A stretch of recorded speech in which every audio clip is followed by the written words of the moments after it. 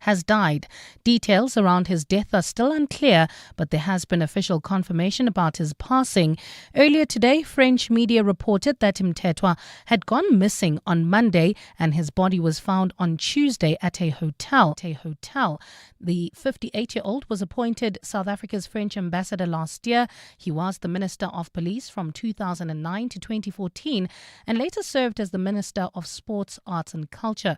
We will continue to bring you more details on this breaking news story in our upcoming bulletins. To this now, Sports, Arts and Culture Minister Gayton McKenzie has been a no-show today at the extended cabinet lekgotla, which is with his future in the GNU still uncertain. The Patriotic Alliance president recently threatened to resign from his ministerial position if his deputy Kenny Kunene is not reinstated as the MMC for Transport in Johannesburg. Members of the National Executive are meeting in Pretoria today for a strategy session on growing the economy. Thabiso Koba reports. For today's Cabinet lekgotla, members of the National Executive have been given their marching orders on how they can grow the country's economy in their respective departments. When media was let inside the meeting hall, Sports, Arts and Culture Minister Gayton McKenzie was not among those present. Cabinet spokesperson Kumbuzo Jabeni has this to say about his absence. The issues of who pulls out, who doesn't pull out is not an issue of cabinet, it's the issue of the political party. So I think the parties to the GNU will be best placed to respond to that. But this morning I heard Minister McKenzie speaking in his capacity as Minister of Government. McKenzie, along with some senior members of his party, are due to meet with the ANC tonight to resolve the outstanding issues. Thabiso Koba, Eyewitness News, Pretoria. Let's stay in Pretoria, where a motive to solicit thousands of rands from tender tycoon Vusimuzi Cat Matlala by Northwest businessman Brown Mokgotsi has been laid bare before the Madlanga Commission of Inquiry. WhatsApp messages between Mokgotsi and Matlala were revealed during the testimony of crime intelligence boss Dumisani Khumalo today. Mokgotsi's access to confidential police information allowed him to gain the trust of Matlala, who has been linked to the 2 billion rand Tembisa hospital tender scandal. Oren Singh has more. From booking flights for people to attend a presidential gala dinner in Cape Town to large sums of money being deposited into the account of a little-known travel company, Vusimuzi Cat Matlala spent large sums of cash at the request of Northwest businessman Brown Mokgotsi. During his testimony before the Madlanga Commission, crime intelligence boss Dumisani Khumalo made public messages between Mokgotsi and Matlala that were extracted from Matlala's WhatsApp. On several occasions, Mokgotsi requested Matlala to make payments to a company known as Khotle Specialists. Company searches revealed the director of Khotle Specialists as Dorothy Orabile Lokwaba. More interestingly, Lokwaba is also listed as a director of Brown Liquor Store, a company directly linked to Mokgotsi. Both Khotle Specialists and Brown Liquor Store are registered to the exact same address in the Northwest, being Airport Road in Mafikeng. Oren Singh, Eyewitness News, Pretoria. Let's move to Kempton Park now, where the National Action Plan for combating the use of fake medicine in South Africa will be implemented from next year. It's aimed at rooting out illegal medicines that have seeped into the market. These include weight loss medication. The plan has been developed by the South African Health Products Regulatory Authority, guided by the World Health Organization. Jabulile Mbata has more. Health Minister Aaron Motsoaledi says the plan will be implemented from 2026 to 2030. Its main aim is to ensure that the public's health is protected and that fake medicines are removed from the market. Motsoaledi says guarding measures will be introduced at ports of entry and will also include market surveillance and inspecting medicine manufacturers. All actors within the supply chain, particularly at key pinch points in both the public and private sectors, must be equipped with the knowledge, the skills, and equipment to identify and report suspicious products to SAPA. He says the implementation will be driven by technical working groups, including border management, police, and suppliers. Jabulile Mbata, Eyewitness News, Kempton Park. And in Vietnam, the death toll linked to flooding caused by Typhoon Bui has risen to 26, with dozens more people still missing. Heavy rain hit the capital Hanoi, bringing large parts of the city to a standstill. The typhoon made landfall in central Vietnam late on Sunday after battering parts of the Philippines, where 400,000 people were forced to evacuate their homes. The death toll in the Philippines rose to 37 today, following the recovery of 10 additional bodies Vietnam is usually hit by up to 10 storms annually, but forecasters have warned it faces 2 to 3 more this year. Gold is trading at $3,808.51 an ounce. The rand is at 17.28 to the dollar, 23.21 to the pound, 20.29 to the euro, and Brent crude oil is at $67.97 a barrel. Traveling towards the mainland, there's an accident seen on the N1 North. This is before Atterbury Road, causing more than an hour delay all the way from Buerta Avenue. Calvin, traffic still sluggish. This is on the N3 northbound from Marlborough Drive to the Butlu interchange, and in Edenvale, still bumper-to-bumper traffic heading towards Bedford View, R24 westbound between Edenvale Road and the Gilulis interchange. In your sport, the Springbok team for their final rugby championship test against Argentina is announced. Sports Minister Gayton McKenzie slams SAFA as he launches investigation into yellow card era. And Raymond Daga confident in Amajita's ability to reach World Cup knockouts despite defeat to France. It's a partly cloudy afternoon in Gauteng today. Temperatures have peaked at highs of between 20 and 22 degrees. The top story in EWN this hour: South Africa's ambassador to France, Nathi Mthethwa, has died in Paris. EWN, in touch, in tune, and independent. For the latest, visit ewn.co.za or download the EWN app.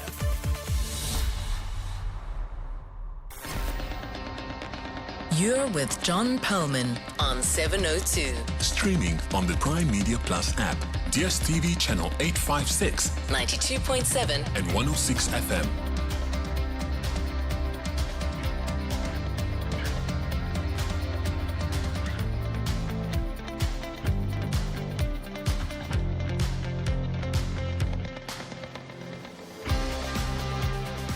Very good afternoon, everyone. It's 8 minutes past 3 on Tuesday, the 30th of September.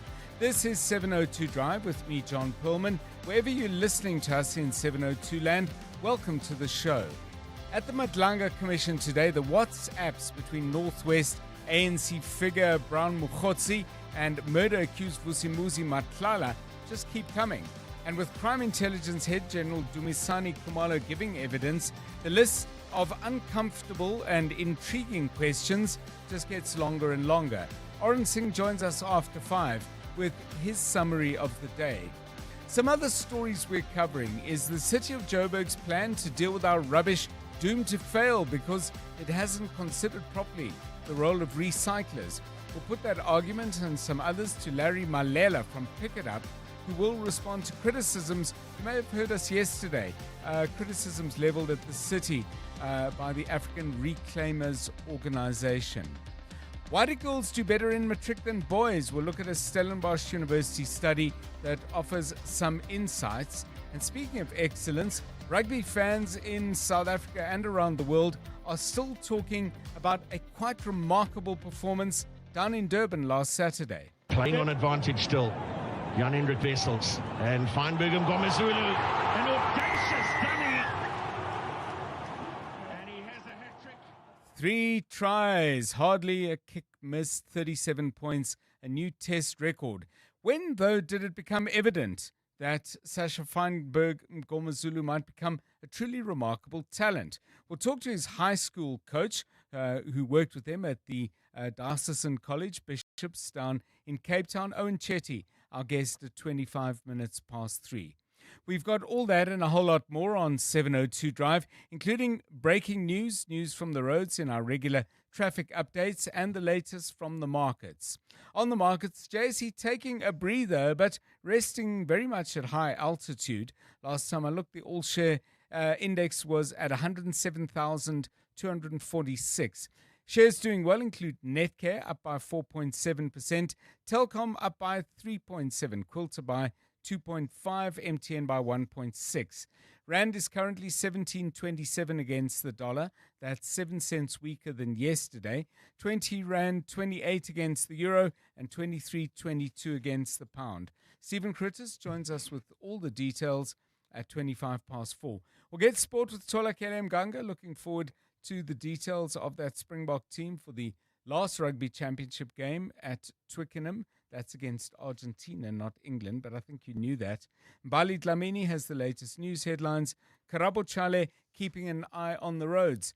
This is 702 Drive. We're live in the place where you live, and if it's happening in 702 land, you will hear about it here first. With your help, of course, if there's something we're missing, a story we don't know enough about or don't know about at all, maybe we're getting the wrong end of the stick on a very important stick. You might want to call us with your thoughts on 072 702 1702 or 011 883 0702. It's 11 minutes past 3. 702. Let's walk the talk. So we've got lots to talk about. We've got lots to inquire about and plenty to think about, including some of those thoughts that just pop out in either a random way or out of something that really doesn't have much to do with the news or the big talking points, but somehow strikes us as interesting, and we hope you'll find it interesting as well. Today's random thought, Jonathan Fairbairn, prompted by your stepping into a Sportsman's Warehouse. What were you doing there, and what did you find? Afternoon, John, and afternoon to our 702 family. So in my car, in the back of my boot, I have my high school cricket bat. Yes. It's a Duncan and Fernley cricket bat, which in its day was a really good bat. And it's still a nice bat. I mean, I don't play cricket anymore, but I have it there just in case I need to jump out of the car, open the boot, and pull out my cricket bat. Okay. Right. So then I walked into Sportsman's Warehouse, I don't know, a week or two ago, and I was like, let me go look at the cricket bats and see what cricket bats cost. And I was taken aback by the cost of some of the cricket bats. Yeah. And the price range from, a couple of thousand to a lot, like 10,000 Rand for a cricket bat. And even more you can get from other places and direct from manufacturers that they can cost so much. And I thought to myself, if you are a parent these days and you have to navigate buying sports equipment from cricket equipment where you got to buy the pads, the gloves, the helmet, the bat, even to soccer and the soccer boots. And maybe your lighty comes to you and says, Papa, I want the Ronaldo replicas, which are very expensive. I think they must be about 3,000, 4,000 Rand a pair of boots. Yes. How do you navigate that? What do you do? Because obviously the kid wants the best equipment that he can have. You want to give them the best that they can have, maybe because you see huge potential in them in their sports, but the budget may not allow it. And I mean, I remember when we were in school, in primary school, I think it was maybe grade, I don't know, standard 1 or something like that, where you started playing cricket. There was a generic box. Yes. That you had to share with all your teammates. So there was a variety of pads, gloves, and a bat, a couple of bats that you had to pick from. Whereas I don't know what happens now in primary schools if you have to have your own equipment. But sports equipment is heck of expensive for parents. So, how do you navigate that as a parent? Yeah, I think it's a very good question because there's the scenario, obviously, of parents and guardians and adults involved in young people's lives in various ways. And then maybe you want to start a community soccer club. You want to get enough boots. Maybe you're doing this in an area where the kids and their families don't have much. These costs are very real. When I played cricket at school, there were some boys who had their own stuff, and that's because they were very good. But the rest of us, we dig in the bag, and you were lucky if you found 2 gloves that matched. At least you hoped one was left and one was right. Of course, batting at number 10 as I did, the expectations of anything I might do were quite low. But the one thing we also shared was boxes. You were telling me that at least you had to have your own box. And as I say, batting number 10 had a number of disadvantages, and that was one of them. But we won't dwell on that too much. Karabo, are you yet in the I need a pair of this or that stage? Most definitely. And how are you navigating it? And the tricky part about it now, because he's still trying to experiment different sports, so he'll want to play soccer. At least soccer he likes, and then he played a little bit of basketball and he's like, nah. And then he played tennis and he's like, nah. And I had to buy the cricket bat, the tennis racket and everything. But now it's just sitting around doing nothing. And like I say, now he's like experimenting, but I don't go all out buying the expensive ones because he's not really clued up yet. He's still young. But I can tell you it's going to get tricky later on, because if he doesn't settle to one sport, then we're going to have a problem. Because even with music, now he's playing a guitar. I have to buy a guitar. Well, I had to buy a guitar. And hopefully he starts practicing and he enjoys it, because then what now? You know, so it's a bit tricky. If you see him watching a Grand Prix, change the channel. Otherwise, you're in for a lot of cash. So seriously, though, I mean, stories about how you as adults in young people's lives, how are you navigating sports where, and by the way, Karabo's making a crucial point, because I see it with my own grandsons. That, you know, particularly the one boy is jumping around. He likes diving. He likes swimming. He's now shown an interest in golf. He was interested in football. He's a bit less interested in that now, and that's great that they're trying all these things. But if each time you hear a cash machine going ka-ching, then, you know, it starts getting pretty pricey. Maybe, by the way, you've come up with some innovative solutions. I mean, maybe a group of parents, you know, club together and buy a whole lot of equipment that you share out.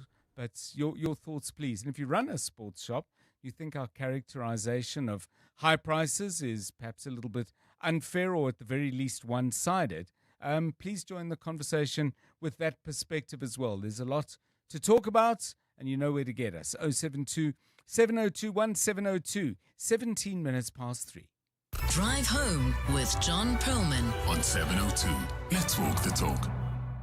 So, Karabo, how are we doing on the roads? It is early, but it's never too early for trouble. Yeah, well, John, at this stage, if you're heading towards the mainland area, leaving Centurion, avoid the N1 North at all costs. There's a serious accident scene on the N1 North. This is before Atterbury Road, causing more than an hour delay all the way from Buerta Road. Also in the Calvin area, there's slow-moving traffic. This is on the N3 northbound from Marlborough Drive to the Butlu interchange. Edenville, bumper-to-bumper traffic still on the R24 westbound between Edenville Road and the Giluli's interchange. And if you're leaving the Joburg CBD heading towards Riverlea, slow-moving traffic. This is on the M2 westbound between the Crown interchange and Main Reef Road. If you come across any other traffic issues, please WhatsApp us on 072 702 1702. Aubrey Masango. Weekday evenings, 8 to midnight. I think that we need to spread the net much wider. You want to tell me that 2 billion rand that the SIU has been talking about in their report was being moved around in bags full of money? No. They used the banking system. Surely the banking system should have flagged these things and screamed as loud as possible. In fact, our banking systems have been in trouble because of all of this, and that's why we've been greylisted. And the conversation doesn't seem to reach the banking system enough. Let me say the professional system enough. Aubrey Masango, 8 to midnight on 702. 702. Mzansi Powerball stands at a staggering 100 million rand guaranteed jackpot this Tuesday. Today, you heard right. Play Powerball now for your chance at the guaranteed 100 million rand jackpot, and you could become the next big winner. Buy your tickets now in-store on nationallottery.co.za, the mobile app, cell phone banking, or simply dial *120 *7529 hash for USSD. Panda Pusha Play. Players must be 18 years or older. Play responsibly. Etuba is the proud operator of the National Lottery. For those 2 a.m. checkouts or the late-night shifts, for the last-minute orders and the beginning of the month rush, for the 9 to 5 that becomes a 5 to 9. You don't clock out, and neither should your payments. Pay Fast by Network, always open for the dreamers, the doers, for you. From e-commerce to in-store payments and business funding, we have you covered. Sign up today at payfast.io. Every day, most of us spend an hour in the food aisle, stressing about what to make for dinner. That's 29,200 hours of your life spent shopping and deliberating over what's for dinner. Why not trade that internal drama for watching a little on-screen drama? Or whatever else you want to do. And let You Cook handle dinner. Delivered, prepped, and ready to cook. So, choose You Cook and take back some me time. Visit youcook.co.za to find out how. The Money Show. Weekday evenings at 6. Once again, medical aid inflation is above normal inflation. The expense expensive part comes in when we have to get that chronic medication. And in South Africa, there's something that's called the single exit price for medication. And this is the regulated pricing supplying medication. So when you go to the pharmacy, you get your single exit price. This is the cost of medication. And that just hikes up the premiums, the costs more and more. Verona Pillay is the lead technical advisor at Financial Services. The Money Show on 702. Let's walk the talk. The Money Show, Stephen Curtis, is brought to you by ABSA, proud sponsor of South African Auto Week 2025. Your partner in growth, powering a sustainable future together. ABSA is an authorized FSP and a registered credit provider. T's and C's apply. You're with John Perlman on 702. Let's walk the talk. 702 Drive, still to come on the show at 4:20. We're going to be chatting to Dr. Gabrielle Wills. She's from Stellenbosch University. They've done a very, very interesting study where they've looked at the progression through the last 3 years of school of young men and young women. And they're finding that, first of all, more young women are staying in school, which was something that for me was a little bit counterintuitive, and I'll tell you why a little bit later. And then, secondly, the girls are simply doing a great deal better at school than the boys are. So dropout rates, one area of concern, and then underperformance by young men, or you may well say, well, no, this is overperformance by girls. Let's understand exactly what is in the research a little later in the show, because we'll talk to Dr. Wills at 4:20. But in the meanwhile, if you want to get that conversation going, perhaps you're a teacher, perhaps you're a parent of a boy and a girl, or a couple of each, or whatever it might be, involved in the lives of young people of both sexes, you may have some insights into if what the study is finding chimes with your experience or jars against it. I don't really mind either way, but I'd love to hear from you.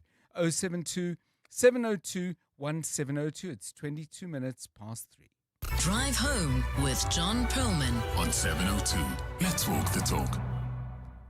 Well, it's not just in South Africa, but based on social media. I'm not a big trawler of podcasts and TV shows about rugby in other parts of the world, but it's very clear that Sasha Feinberg Mgomezulu's complete performance was on Saturday against Argentina was something quite remarkable. We've seen all the things he did. We've seen him do in different games, both for the Stormers and for the Springboks. But this really was the greatest hits, delivered pitch perfect across 80 minutes. Something quite remarkable to witness. Now, the big question I had is, what was it like to see SFM, as he's being called, at a much younger age, as an aspirant teenager with a love for rugby, but so many hurdles to jump between there and reaching the level he has reached? Well, let's talk to somebody who knows all about that. Wes Chetty is now under-19 coach at the Stormers, but for many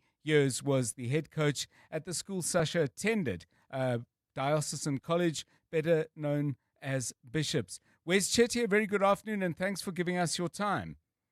Afternoon. Thanks for having me. So I'm really interested. I mean, I've read a couple of things that you've said.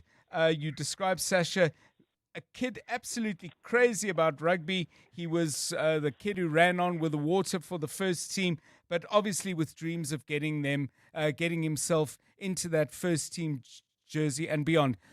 Did you know he could be this good? Was it obvious early on? Because some people it is, and others bloom a little later.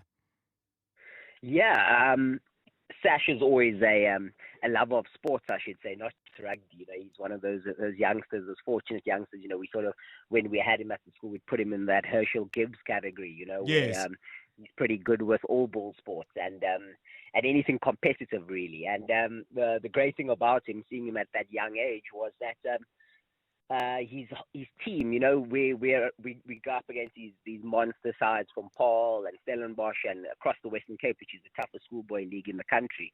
And his team, that specific generation or that year at Bishops, they were fairly good and fairly decent. They normally beat all those teams from the north, as we described them, that calling that Winelands area, and they were really successful. So we had an eye on them from a young age, from about 13 years old, I was made aware, about 12 years old, I was made aware of his talent, and a couple of the other players in his age group as well were also playing pro. Connor Evans and Keegan Blankenberg, they all play for the Stormers currently. Johnny Roach, Suleiman, Imad.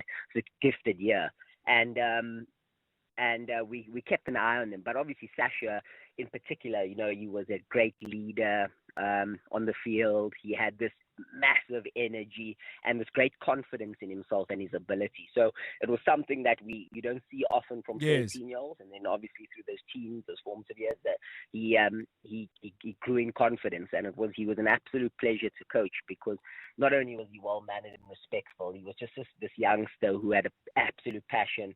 As I said, as a 14-year-old carrying the water, you'd be picking up strapping, cleaning up the changing room, doing anything that like a youngster who has a passion for sport or anything would do, So Wes, for you as a coach, how do you strike the balance between seeing natural talent and this abundance of flair taking shape on the one hand, but rugby is also a game of disciplines and reading situations, some of which are very much not in your favor. How did you get the balance between saying express yourself, but also, bear in mind the bigger picture stuff?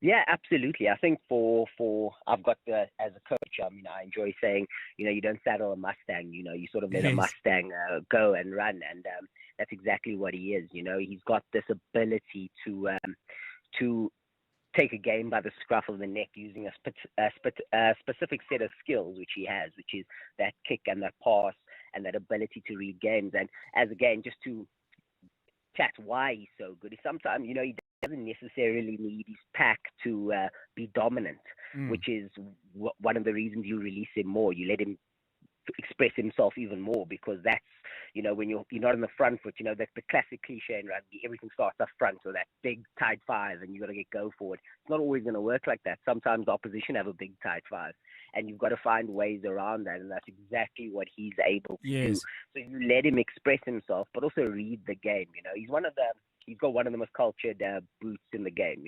He can put it on a 5 cent for you, as you saw with that Ches and Colby try on the weekend, and as well as with his own try that he kicked and received himself, or he collected himself, I should say. But the reality is that he's got this game sense or game management, which is well beyond his years. And I think where he's very fortunate is his dad's influence there. He was a big football fan, his dad, and Sasha was a big football fan himself. I think the Chelsea supporters, terrible team, unfortunately, they support, but they love football, and obviously the tactics behind football help shape youngsters. That's why I'm such believers in kids playing a whole bunch of different sports, not just focusing on one. And he was great at all sorts of different sports.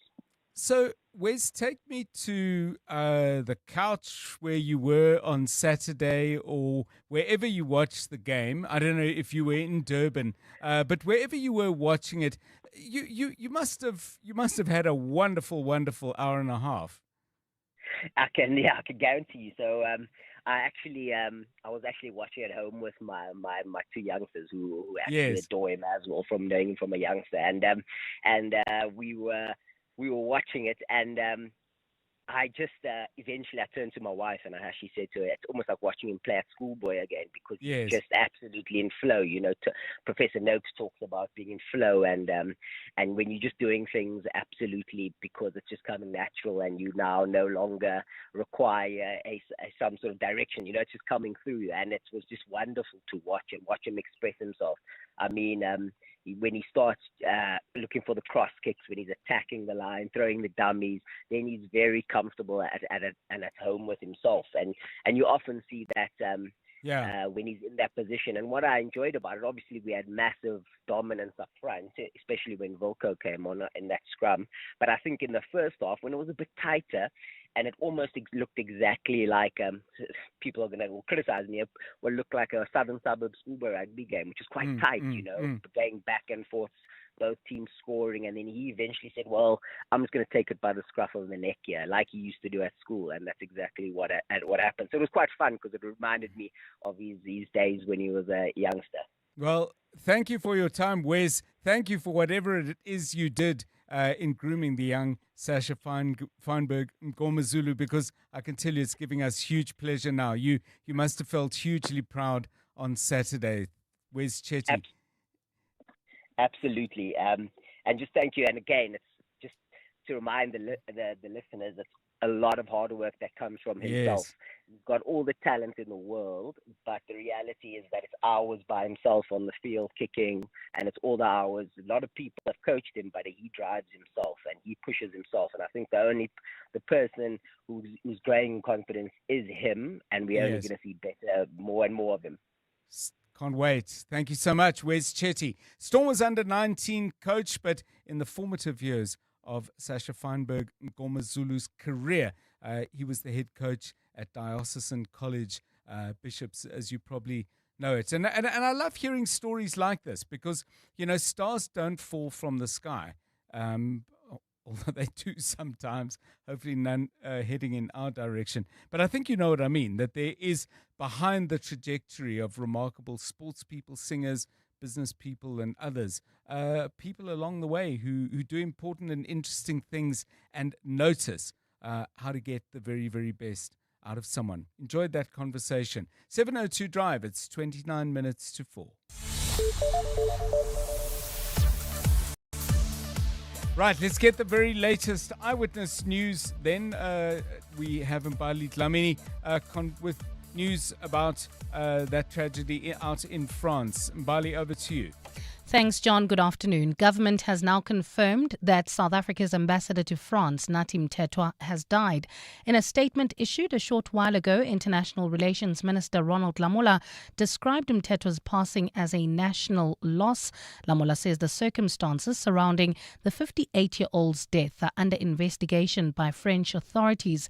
Mthethwa is survived by his wife as well as his children. Back here at home, judgment proceedings in EFF leader Julius Malema's firearm discharge case are still underway, with dozens of his supporters patiently following events outside the court. This marks the second day of judgment in the East London Magistrates Court, where he faces charges of contravening the Firearms Control Act. The case arises from a 2018 rally in Mdantsane, where Malema allegedly fired shots into the air in close proximity to a large crowd of party supporters. Since yesterday, Magistrate Toinette Olivier has been recapping the testimonies of all the witnesses who have taken the stand since the trial started. Alpha Ramashwana reports. EFF supporters have gathered in large numbers to back their leader, Julius Malema, who has been seated in the dock since 9 o'clock this morning. The road leading to the courtroom has been blocked off with concrete barriers to give EFF members space to rally behind their leader. EFF gazebos line the street outside the courtroom, with some supporters singing as they await judgment in his firearm discharge case. Meanwhile, Magistrate Toinette Olivier continues to read the testimonies of every witness who took to the stand during the trial.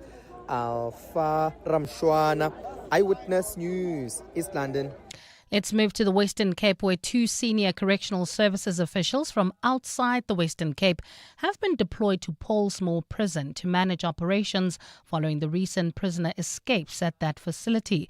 Abel Mashaba and Michael Mafukata will take control of the facility's remand centre, where two inmates recently escaped. Ntutuzelo Nene has more. Correctional Services National Commissioner Samuel Tobachale says the recent incidents at Pollsmoor Correctional Facility have exposed some serious lapses in security and administrative controls. He says investigations are underway and those found to have neglected their duties will be dealt with. One erroneous release is one too many. Now, if you experienced two in a period of 2 weeks, it means that there's a problem of the breaking down of management systems, governance, and practices.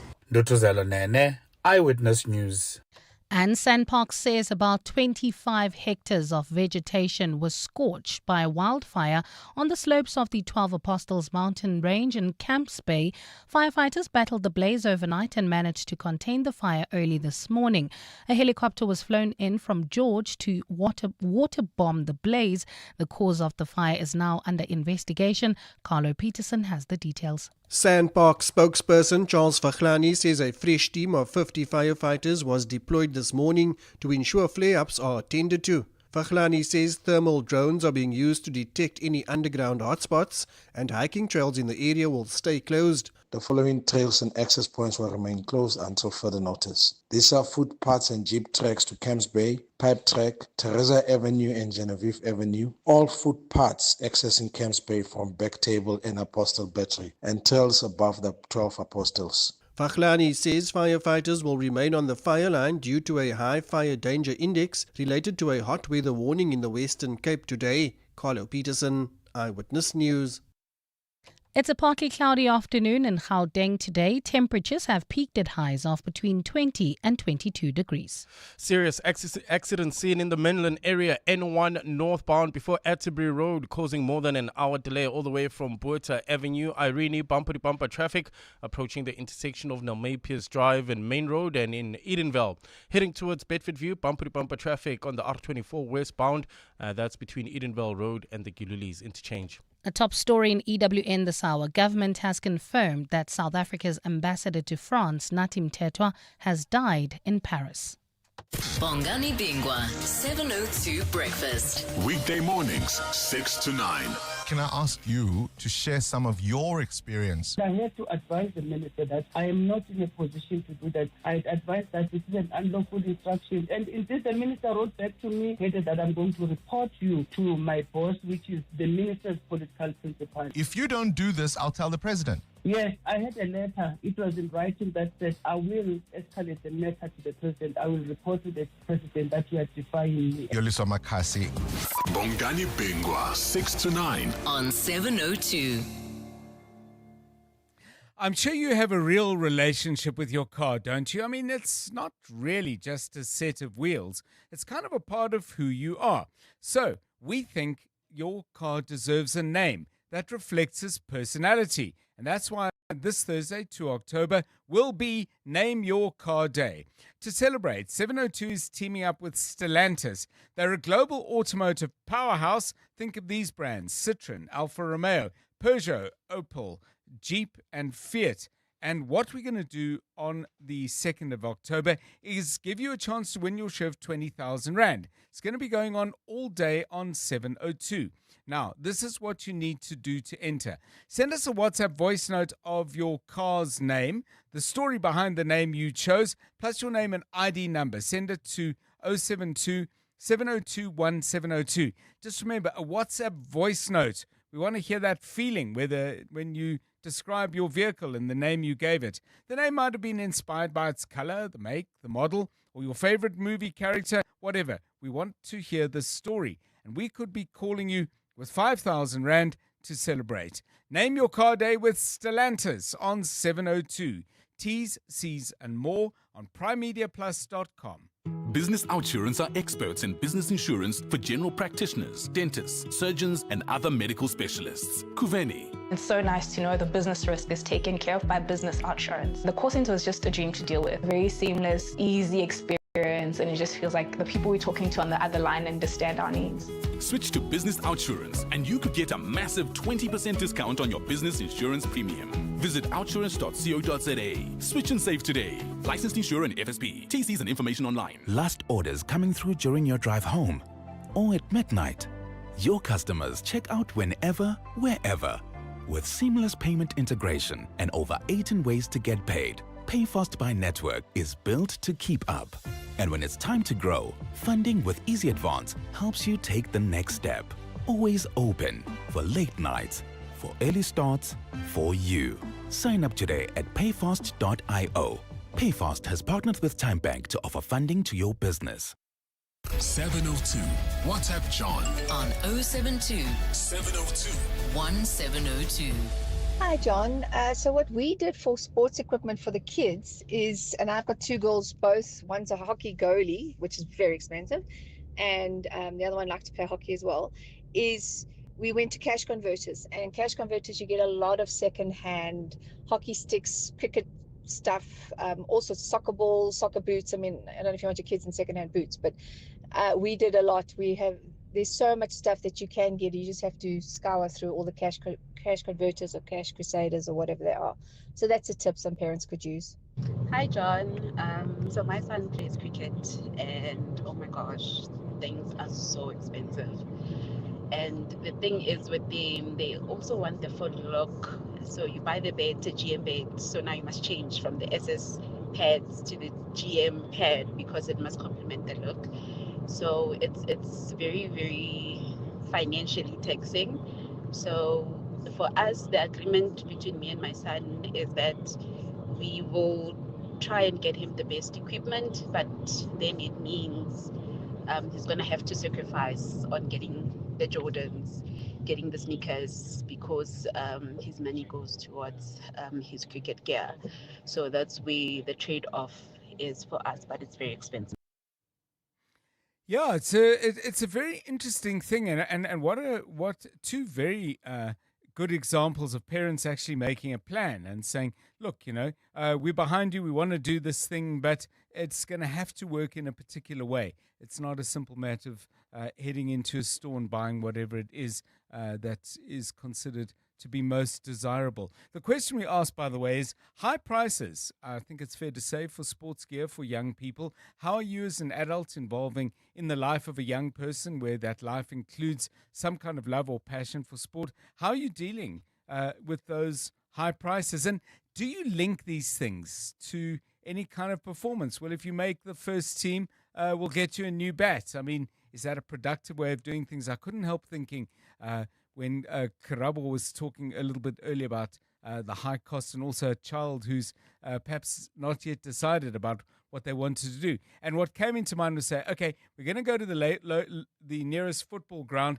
and you've got to be able to hit the crossbar from the edge of the penalty area 5 times in 15 shots, 20 shots. And if you do, you'll get a new pair of boots. Sounds cruel, doesn't it? I'm not sure you get performance that way, even if you do save money. But your story, please drop us a note, 011 883 0702 and 072 702 1702. By the way, just wanted to remind you that in addition to listening to us, you can also watch us on YouTube. You go to type in 702 Drive with John Perlman live, and you can see us all in the studio. We have a beautiful studio, by the way. Yeah, and we do our best to dress the part. Sort of. Anyway, it is radio after all, except we are on YouTube. I see there are quite a few of you watching, and if you want to make your comments about the issues of the day, you can do it on that platform as well. So join us on YouTube, please. We'd love to have you. It is 17 minutes to 4. EWN Sport. So, Tola Keller, we've got the Springbok team, the match day 23 for the Rugby Championship decide against Argentina. Who's in, who's out? Well, John Rassie Erasmus has made 4 changes to that match day 23 for Saturday's Rugby Championship decider against Argentina at Twickenham. Oxen Chair returns to the starting team while Grant Williams, Jesse Kriel and Bongi Bonambi are on the bench. The rest of the squad remain unchanged, with Eben Etzebeth starting at lock in his 138th test, while Captain Siya Kolisi will earn his 98th cap. Over to football, where Amajita began their FIFA Under-20 World Cup campaign with a 2-1 defeat to France, having gone into the break level at 1-1. Raymond Daga was happy with the performance but disappointed in the final result. You learn a lot from the mistakes, but I think we gave a good effort, we gave a good account of ourselves. It's just that this is not how we wanted to. We always want to see ourselves getting into the stage. And we got maybe a draw. Then obviously we were in an advantage of maybe thinking of getting to the second round. But still we are left with 2 games. Daga has also discussed where things went wrong for the team against the 2013 champions. Well, we knew it's going to be a tough game. They are full of individual talented players. We knew how they would play, but we just couldn't get it right from the first few minutes. But the biggest challenge that I could say was us maybe giving them too much spaces. SAFA intend to appeal after FIFA docked Bafana Bafana 3 2026 World Cup qualifying points for fielding the ineligible Tebogo Mokoena against Lesotho on March 21st. The association say they're deeply disappointed at the ruling, which they describe as unprecedented, while Sports Minister Gayton McKenzie has promised a thorough investigation into the incompetence that led to the sanction. As things stand, Bafana must now beat both Zimbabwe and Rwanda in their last two qualifiers and also hope that group leaders Benin drop points. That's if they're to stand any chance of advancing to a first World Cup since hosting it in 2010. And all-rounder Glenn Maxwell has been ruled out of this week's T20 series in New Zealand, having broken his arm in a freak accident during net training. Maxwell's arm was fractured after he was hit by a shot from Mitchell Owen while bowling in the nets and is now replaced by Josh Philippi.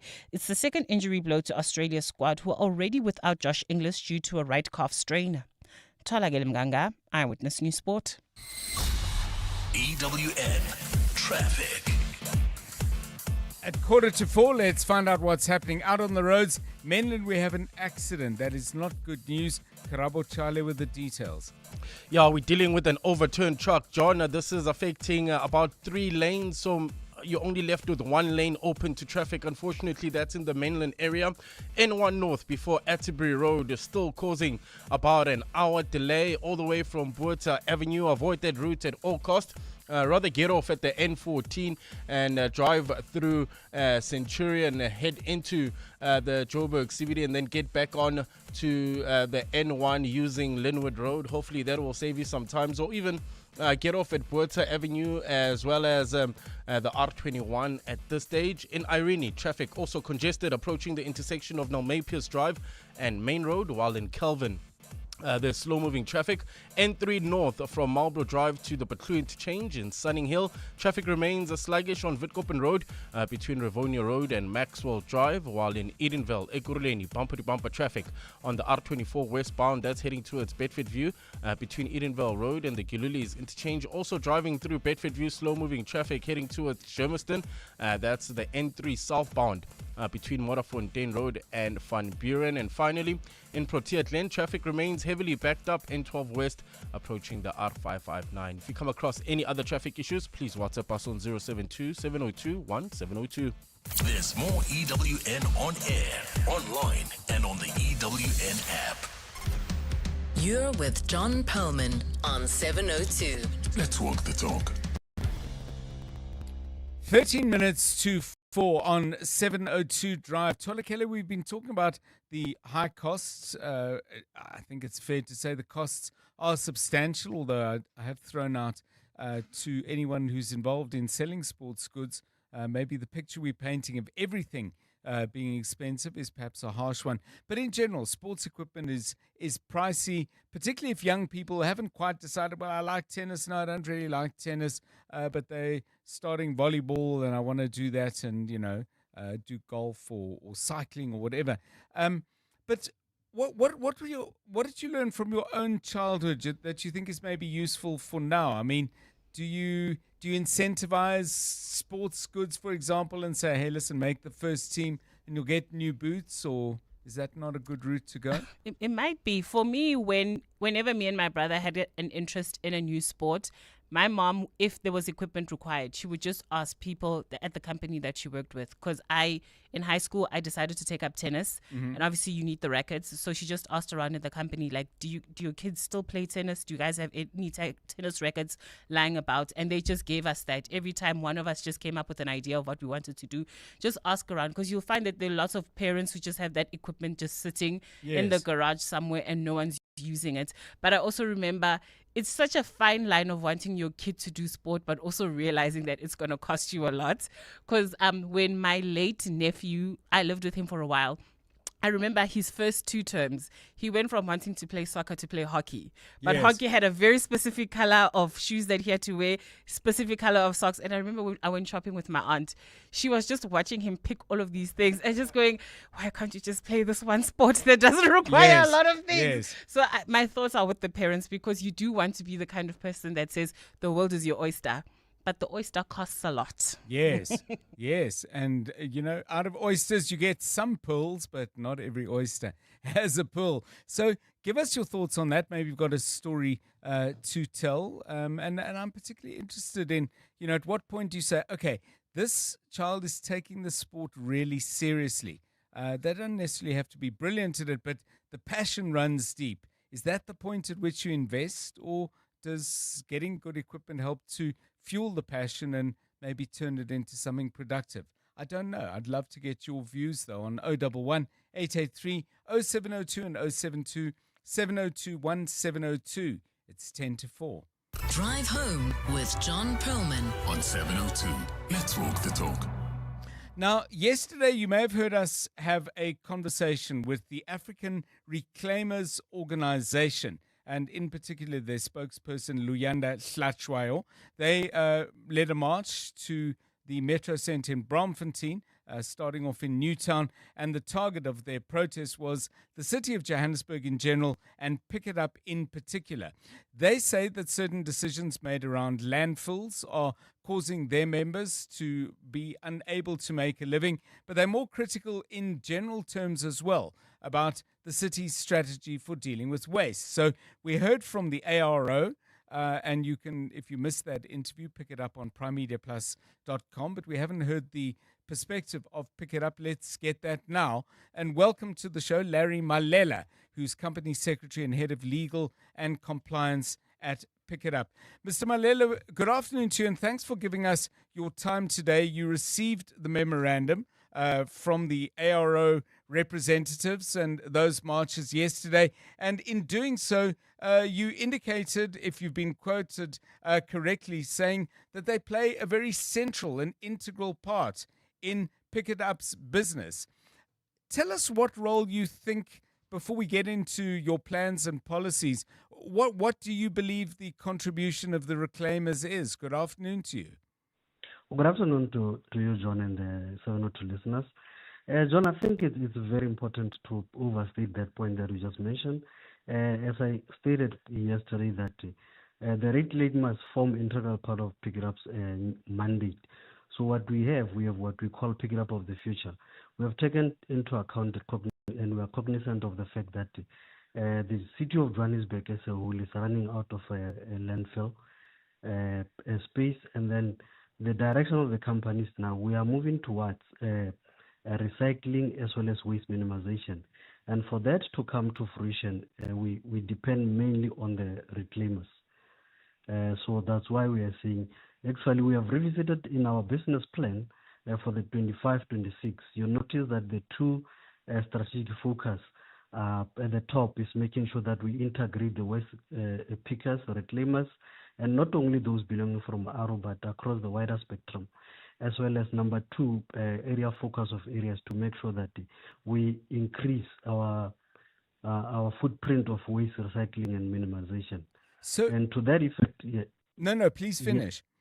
Yes, to that effect, as a company, we have procured over 40 case trucks to that program, wherein we are aimed at, in the main, assisting the very same reclaimers to take their recyclable to their destination at absolutely no cost to themselves, because it is our effort in assisting and uplifting them. Thank you. Well, one of the issues that seems to be coming up, well, there are two. The one is privatization and a concern that process, because there's money to be made out of recycling, that those income streams are going to move into, let me just call it a more corporatized space. That's the one concern, and perhaps you can address that, and I'll come to the second concern in a moment. Okay, thank you, John. The issue of privatization, actually, I think it's very misplaced in how it was directed. Pick It Up has absolutely no intention of privatizing landfills. We currently run and operate 4 active landfills. Mm-hmm. And we have absolutely no intention of privatizing our own landfills. Core of our business is disposal. And as I say, but the future of Pick It Up is looking towards recycling. So there is no way we can hand over our own landfills and then move towards recycling.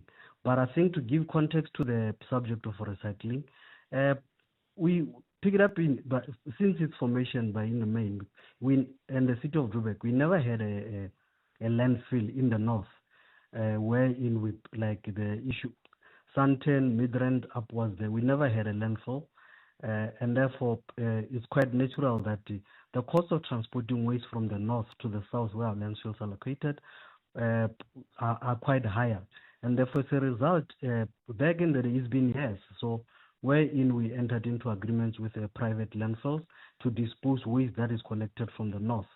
So, what they are mentioning is very new as it relates to the current landfills that are being operated. So, there are absolutely no plans to privatize any landfills. Thank you. So, Mr. Malela, the other point I wanted to make was the idea of centralizing and scale on the one hand, and critics of the Pick It Up approach are saying actually what you should be doing is decentralizing, that the distances, for example, the reclaimers have to pull their little karkis to get things to a place where they can monetize what they've managed to recycle or reclaim. As a first step towards recycling, that rather than going big on some of these things, you should be rather looking to do it on a smaller scale. How do you view those two tensions? Because presumably some things need to be on a large scale, but others need to perhaps be closer to where the rubbish and the rubbish pickers are. Okay, I think the biggest difference, and I think the most important thing to point out, is the role that Pick It Up plays in that space. Like I indicated, what we have done, we have accredited the waste pickers and give them access to our landfills. And our role as in the main was to ensure that they operate within the conditions of the permit that is issued to us. So what we are saying is that the Pick It Up of the future, we have already put those plans in place to say we want to ensure that we not only assist Pick It Up, but the reclaimers in the process. Hence, I say the company has procured over 40 case trucks. That is aimed at assisting and helping the very same reclaimers to transporting their recyclable materials to their destination. So yes, John, So just to come in there with a final question, if I may, Mr. Malela. I mean, what they seem to also be saying is we are not at the table. We're not in on the discussions. We want to be considered much more actively in solutions rather than being presented with them. Do you concede that maybe that has been a mistake in the past? And if you do you have plans to make the communication a little bit more effective than it might be right now? No, most certainly, but I think in the main what we need to say is that probably there has been that vacuum that existed. Yes. Yes, but in the main what we are saying, the waste pickers are part of our plans, and we do reach them physically. Remember, they are operating on our side, so we do have a relationship with them. And I think maybe the issue is that not all waste pickers belong under Arrow. Yes. But what sparked this tension and debates, John, I think maybe it's worth noting and putting it on record, is the fact that the landfill in question, the Marilui landfill, that we suspended operations on, we did that following an annual landfill airspace survey that we conducted that warned that the landfill may have exceeded its permitted disposal limit. So, and we owe it to ourselves as well as the regulators to ensure that we abide by the conditions of the permit. So what we did, we suspended operations to ensure that while we conduct a secondary survey to confirm the current capacity, we suspend operations there to ensure that we do not find ourselves wanting when it comes to the regulators. Because if we continue to take waste into the landfill and exceed the acceptable limit, would be in violation of our permit condition as well as the law. Thank you so much. Lots to discuss. It's a story we'll follow with interest. Larry Malela, we thank him for his time, Head of Legal and Compliance at Pick It Up. It's just a minute to 4 o'clock. The Midday Report. Weekdays, 12 to 1. What were your thoughts listening to the SIU report? It's quite hurtful, also shivering, and I think largely because you are seeing a manifestation of greed, a manifestation of insensibility, I think without wanting to decorate it anyhow, I think it's a crime against the humanity, and I think that's how one would essentially describe it. Advocate Ezra Letwalo, Gauteng Health Portfolio Chairperson. The Midday Report With Mandy Wiener. 12 to 1 on 702. 702. Sometimes traffic isn't trafficking and service delivery isn't delivering, but lucky for you, Takealot always delivers. Shop anything from beauty and sport to tech and toys at everyday low prices and get it delivered to your door faster than you can get home, even when you take all the back roads and shortcuts. A delivery so quick, the speed thrills. Halala, with no limits. Takealot. Happiness delivered. Tani Esther, or should I say the Tupperware Tani? How's business going? Business is booming. I've been operating out of the boot of my car for 10 years, but shame, it couldn't keep up with my growing empire. Okay, so you sold it to We Buy Cars? Yes, quick. Sold my old one, bought a bigger one. I even sold some of my Tupperware to the friendly guy who picked up my car. Stick to what you know best, eh, Tani? Excuse me? Never mind. We Buy Cars. Geared for your business, geared for you. To celebrate 25 years of helping you live the Premier life, FNB Premier is giving you a chance to win a 14-day European tour experience and other cool monthly prizes. Open any FNB Premier account from September to 31 December 2025. Switch your salary, swipe or tap a minimum of 2,000 Rand per month for 3 months straight. Spend and win with FNB Premier. FNB, help changes everything. TCs and competition rules apply. FNB, a division of First Rand Bank Limited, an authorized financial services and credit provider. This is EWN. French police probe Nathi Mthethwa's death, and Mackenzie rejects a request by Malema to appear before an ad hoc police committee.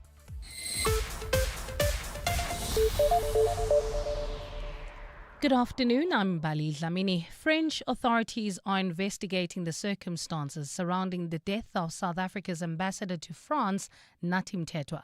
Government has confirmed that he has died in Paris. In a statement issued a short while ago, International Relations Minister Ronald Lamola described Mthethwa's passing as a national loss. His spokesperson, Crispin Piri. The circumstances of his untimely passing are still under investigation by the French authorities. The government of South Africa extends its deepest and most sincere condolences to the family of the ambassador and to his friends and colleagues during this period of immense grief. EWN reporter Khomozo Modise takes a look at Mthethwa's life. Born in KwaZulu-Natal, Nkosinathi Emmanuel Mthethwa launched his political career in his local youth organization in Klaarwater at the age of 15, where he served as a chairperson in 1982.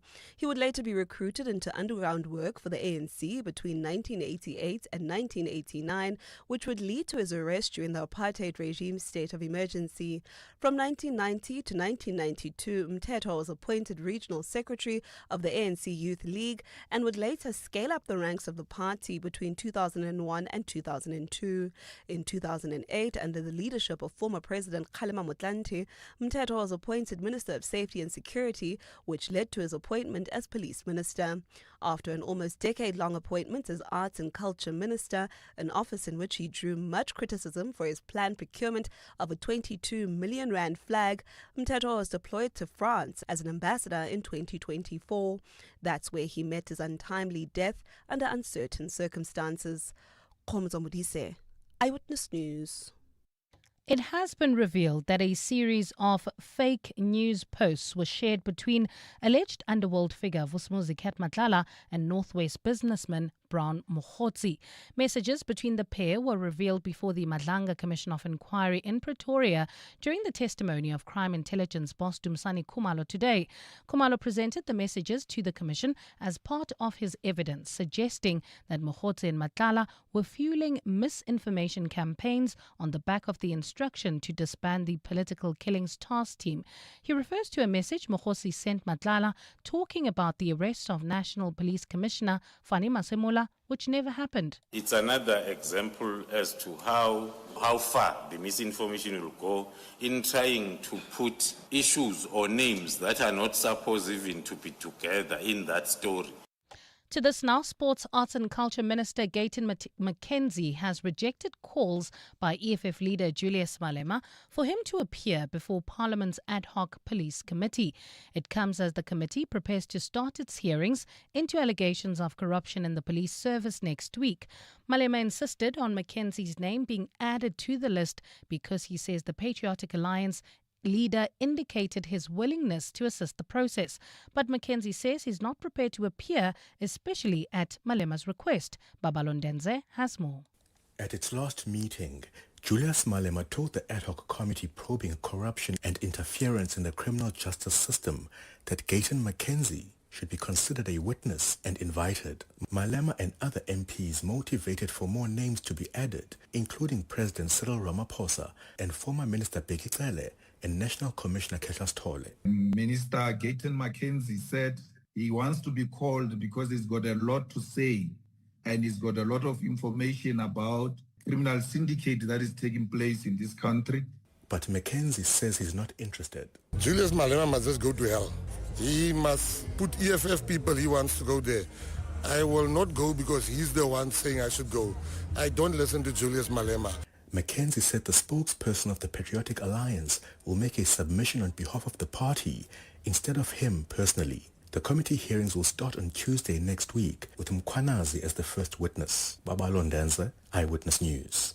The South African Weather Service says water resource management must be a focus with more rain expected this summer. In a media briefing on the seasonal forecast today, experts predicted above normal rainfall due to the La Nina event. The La Nina weather pattern, where the Pacific Ocean surface waters are cooler than normal, will see increased rainy conditions in some parts of the country. The Weather Service's lead scientist, Christine Engelbrecht, says with dam capacity currently sitting at more than 90% across the country, measures need to be put in place to manage the levels. In terms of impacts also on water storage levels, at the moment for the whole of the country, all water storage levels or the big dams have quite a good or near full of their full capacity. In terms of water storage, the exception is basically the Southwestern Cape. Gold is trading at $3,868.13 an ounce. The rand is at 17.25 to the dollar, 23.19 to the pound, 20.24 to the euro, and Brent crude oil is at $67.52 a barrel. In mainland traffic, a truck has overturned on the N1 northbound. This is affecting 3 lanes before Atterbury Road, and it's causing more than an hour delay all the way from Buerta Avenue. In Irene, traffic also congested. This is approaching the intersection of Nalmapius Drive and Main Road. And in Edenvale, bumper-to-bumper traffic, R24 westbound between Edenvale Road and the Giluli's interchange. In your sport, the Springbok team for their final rugby championship test against Argentina is announced. Sports Minister Gayton McKenzie slams SAFA as he launches investigation into yellow card era. And Raymond Daga confident in Amajida's ability to reach World Cup knockouts despite defeat to France. A partly cloudy Wednesday in store for Gauteng tomorrow. Johannesburg dropping to overnight lows of 12 degrees, peaking at 25. Pretoria 13 and 26, and Vereniging 8 and 24 degrees. The top story in EWN this hour, French authorities are investigating the circumstances surrounding the death of South Africa's ambassador to France, Nathi Mthethwa. EWN, in touch, in tune, and independent. For the latest, visit ewn.co.za or download the EWN app. 7:02. Drive home with John Perlman. John Perlman, 3 to 6 p.m. On 92.7 and 106 FM. Let's walk the talk. 7:02 Drive, it's good to have you with us on the show. Thanks for tuning in. And by the way, if you are watching us on our YouTube feed, you can actually watch us as well as listen to us let's just give everybody a wave. There we go. Karabo Chale in the studio with me, and Tolakele Mganga and Stephen Critters joining us a little bit later. But it's great to have you with us. Just to remind you, by the way, on that YouTube platform, you can actually post comments as well. I always share the number 072 702 1702 for your WhatsApps. But if you're following us on Facebook or on YouTube, post your comments there as well.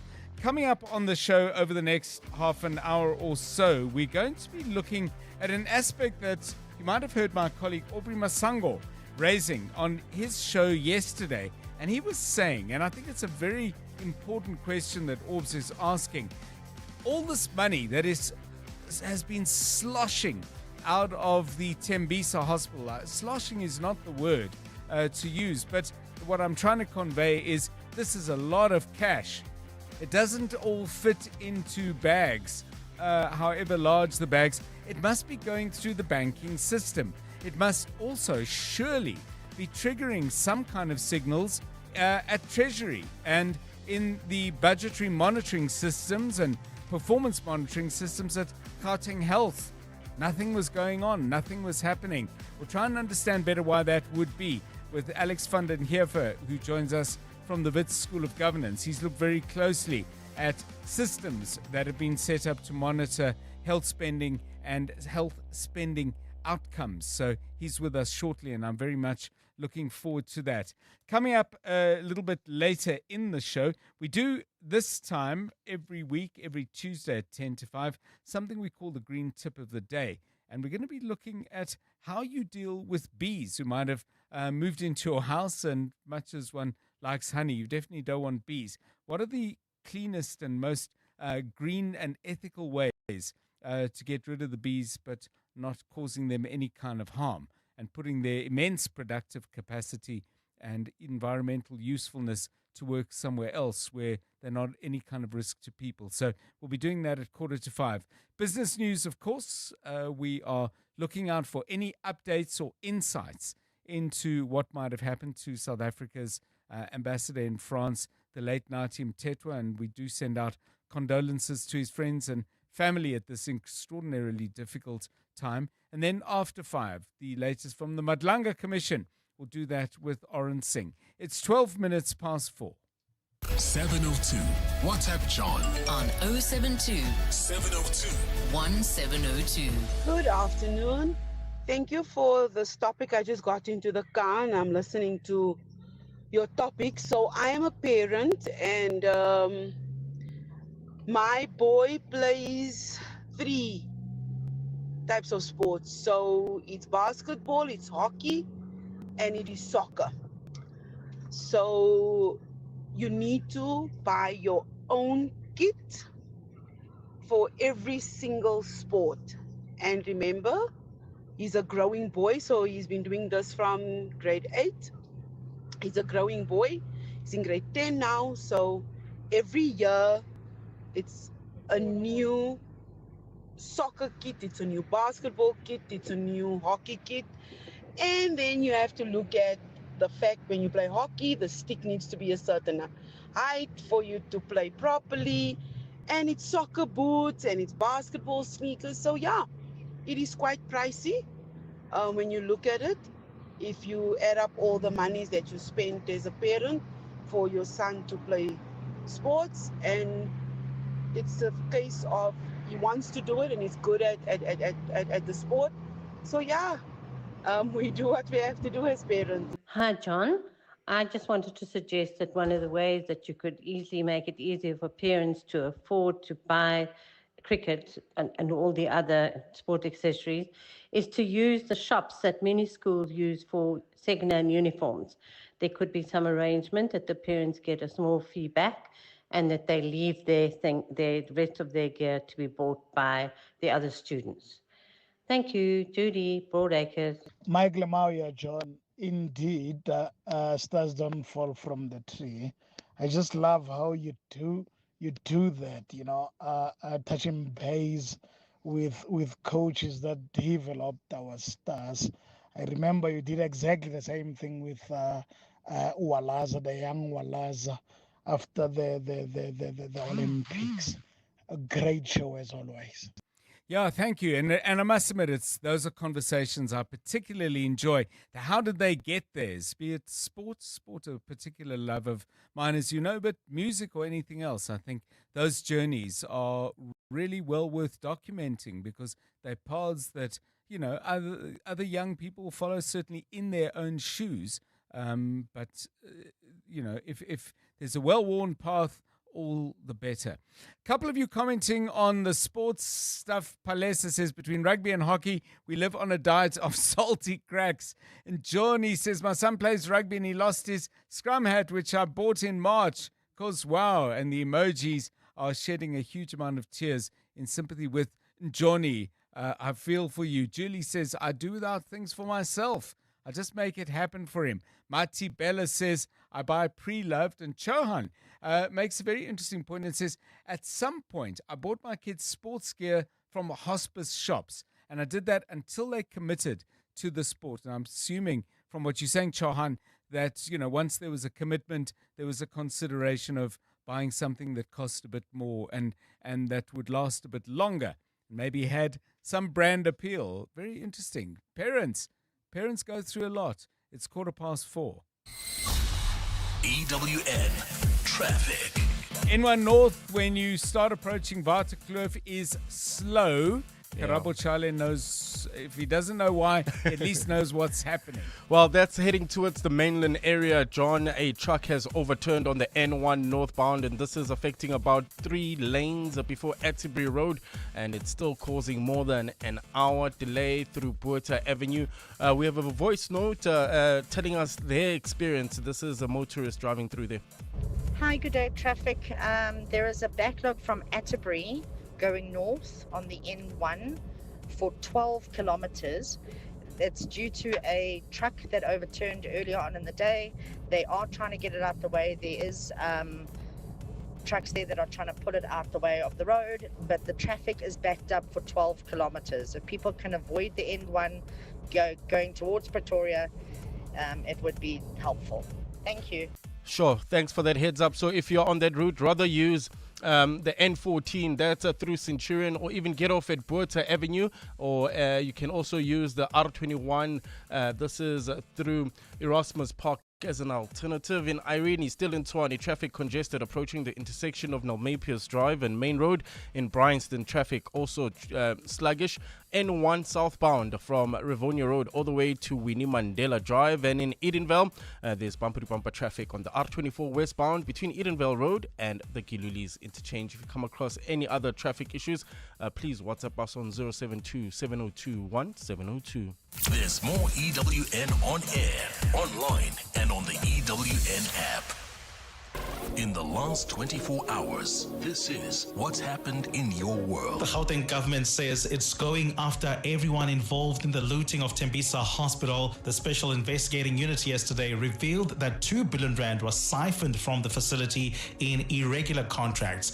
The investigation was prompted by whistleblower Babita Diokaran, who was assassinated months after she flagged 800 million rand in corrupt tenders at the facility in 2021. It's going to be a long road to recovering all the monies because people will try to hide. EWN, in touch, in tune, and independent. It all starts with FNB Private. With secure, easy payments for a hassle-free overseas holiday. Tap, swipe, or go digital with your FNB Visa cards. Earn rewards when using your FNB credit card or global account debit and virtual card.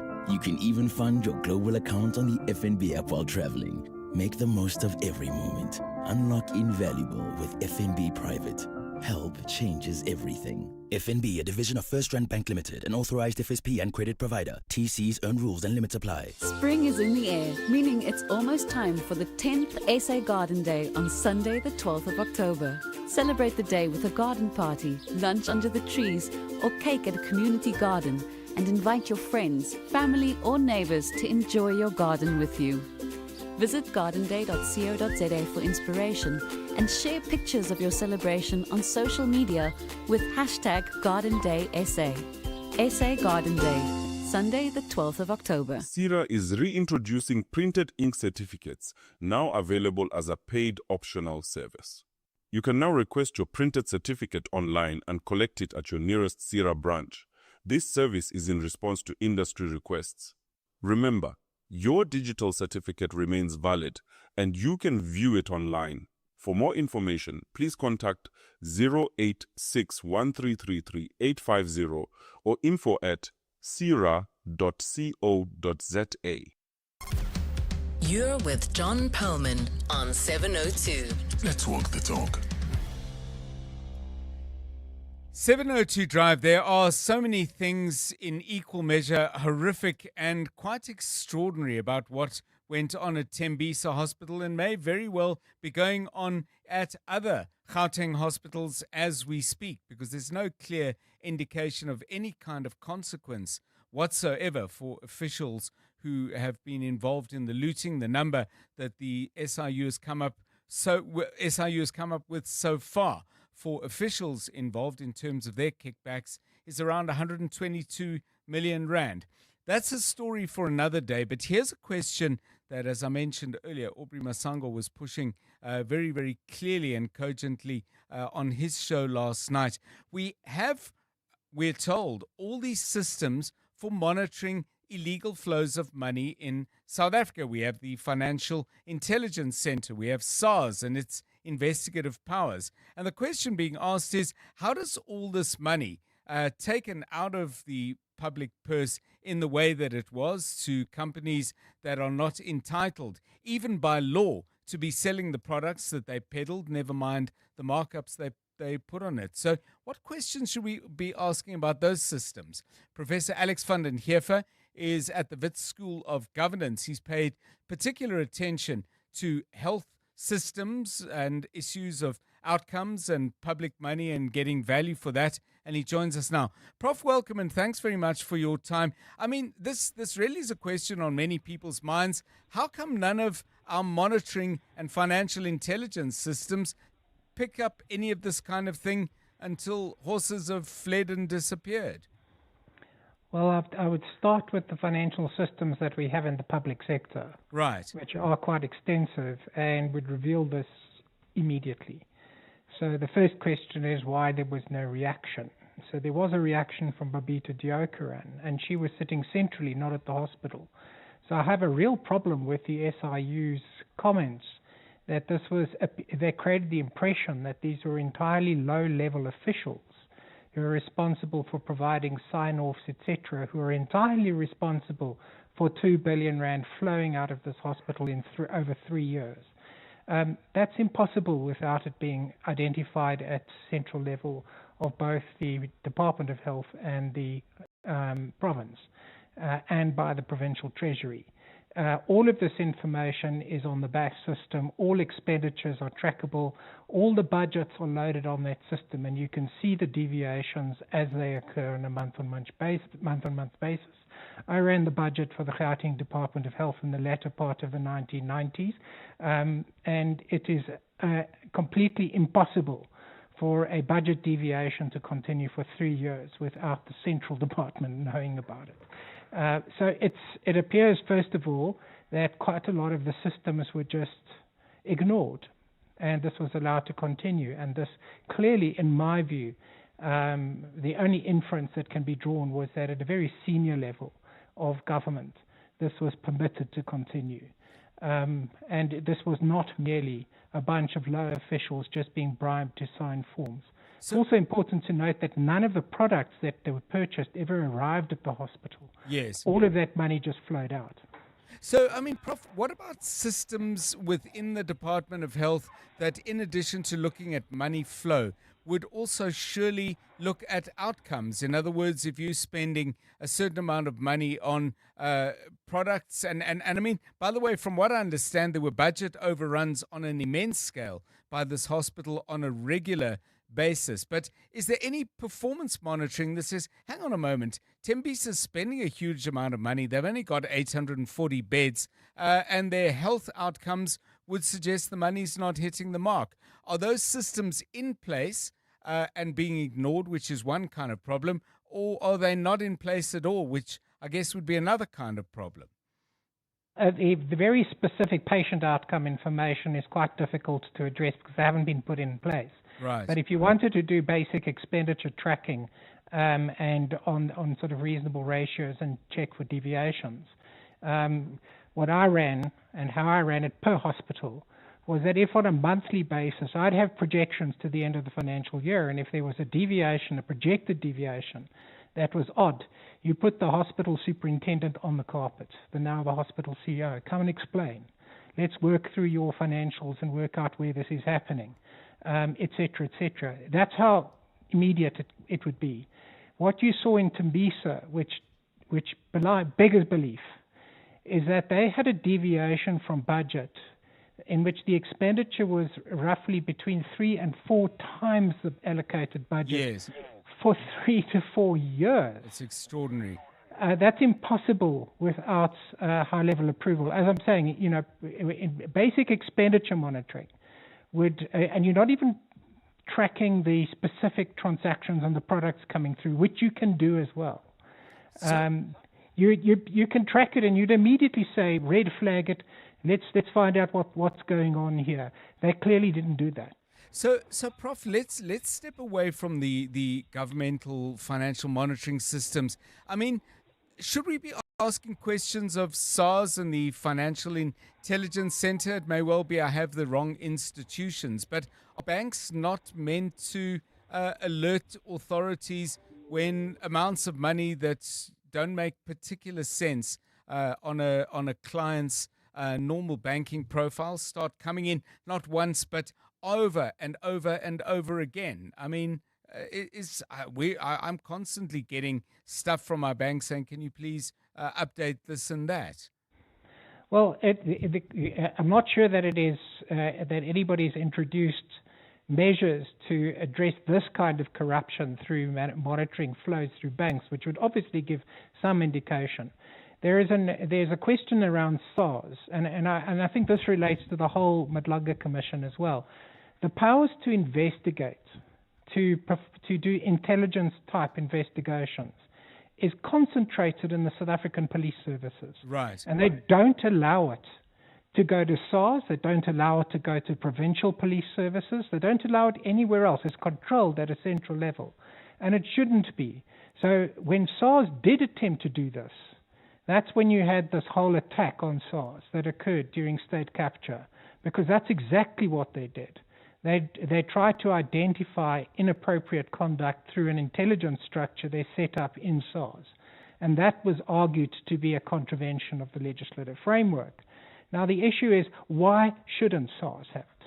And why shouldn't provincial governments have it? That's intelligence, investigations. So part of doing this type of issue when it's outside of the department is that you have to have powers to investigate. You have to be able to go into bank accounts. You have to issue warrants.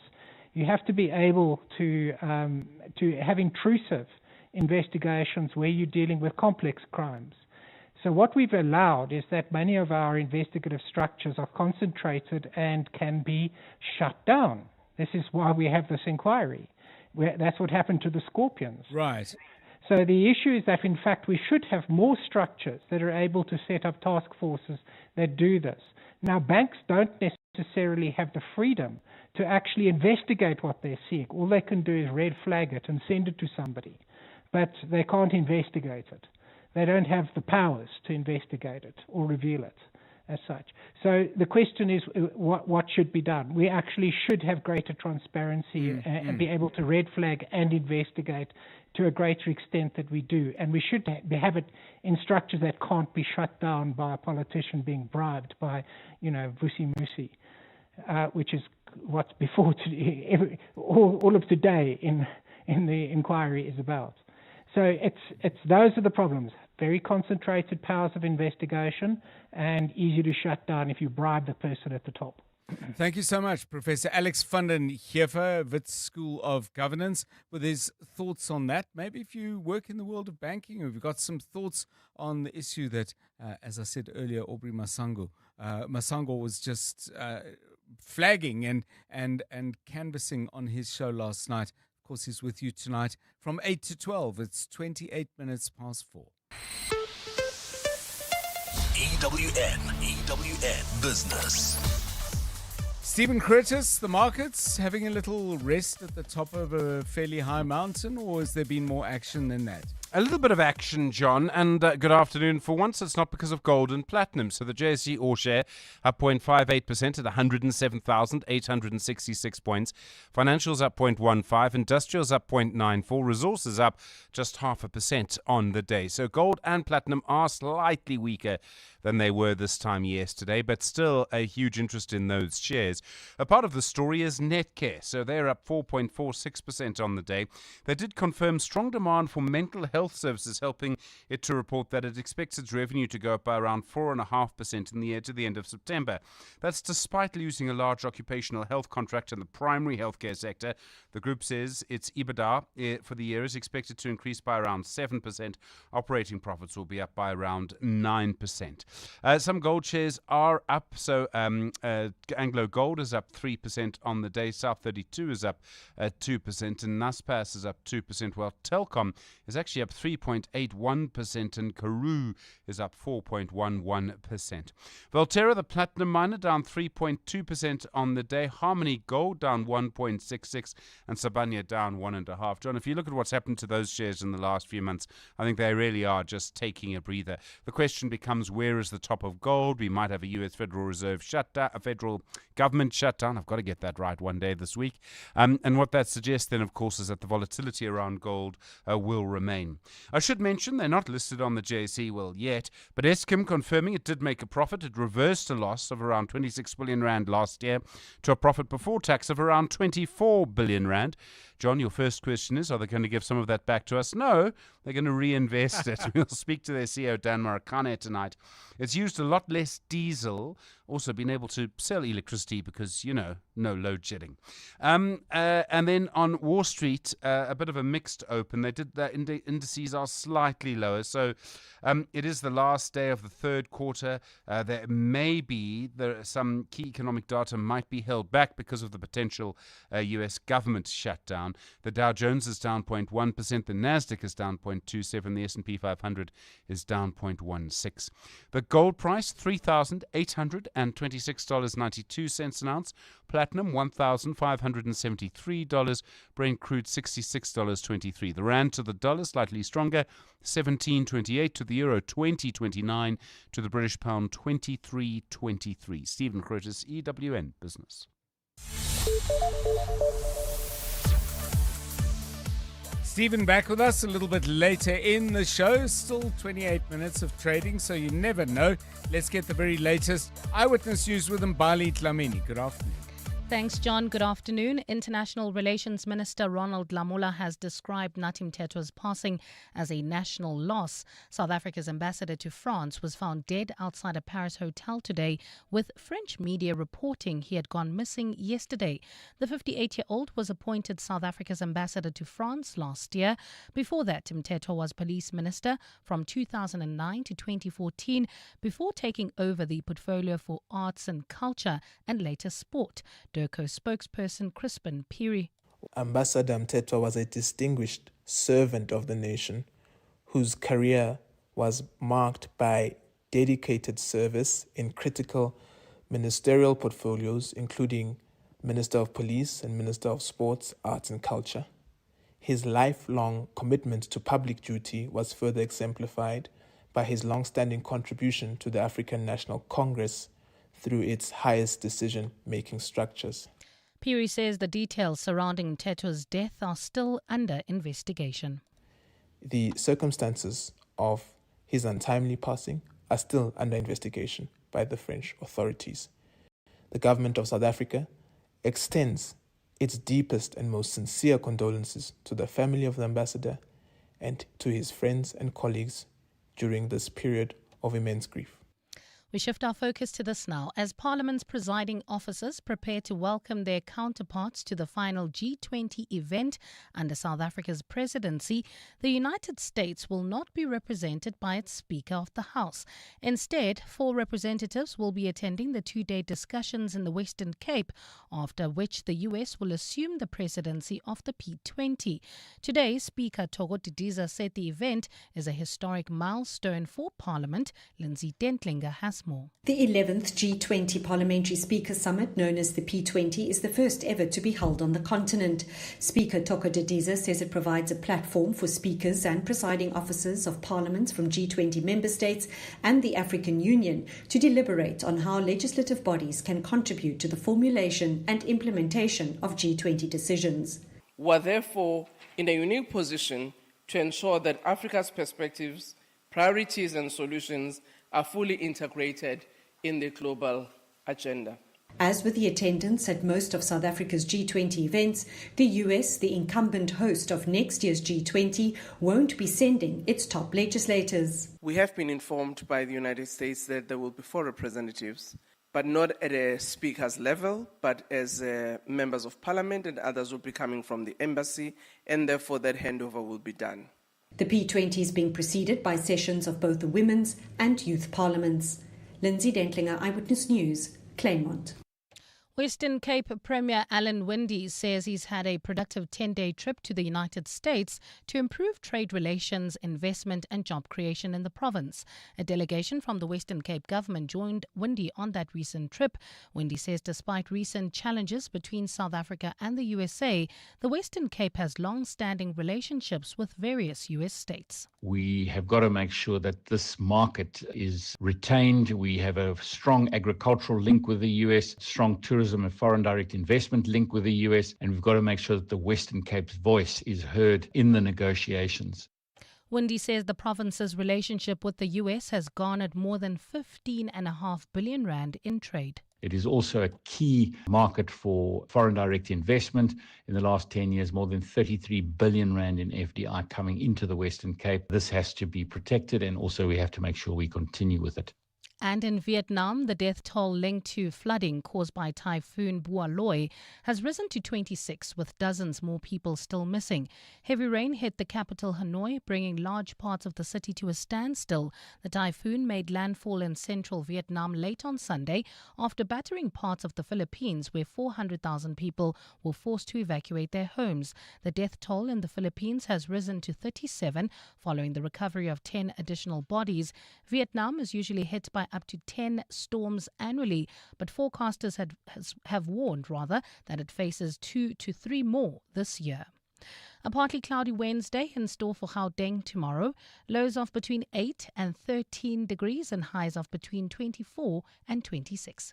Mainland, a truck overturned N1 North, affecting about 3 lanes before Atterbury Road. This is causing now more than a 2-hour delay all the way from John Foster. As a result, those alternative routes are also gridlocked. That's off the highway. That's the R21, Buerta Avenue, as well as Main Road heading towards Nelmapius Drive. So allow for extra traveling time, or just avoid that route at all costs if you're leaving Joburg heading towards Atterbury.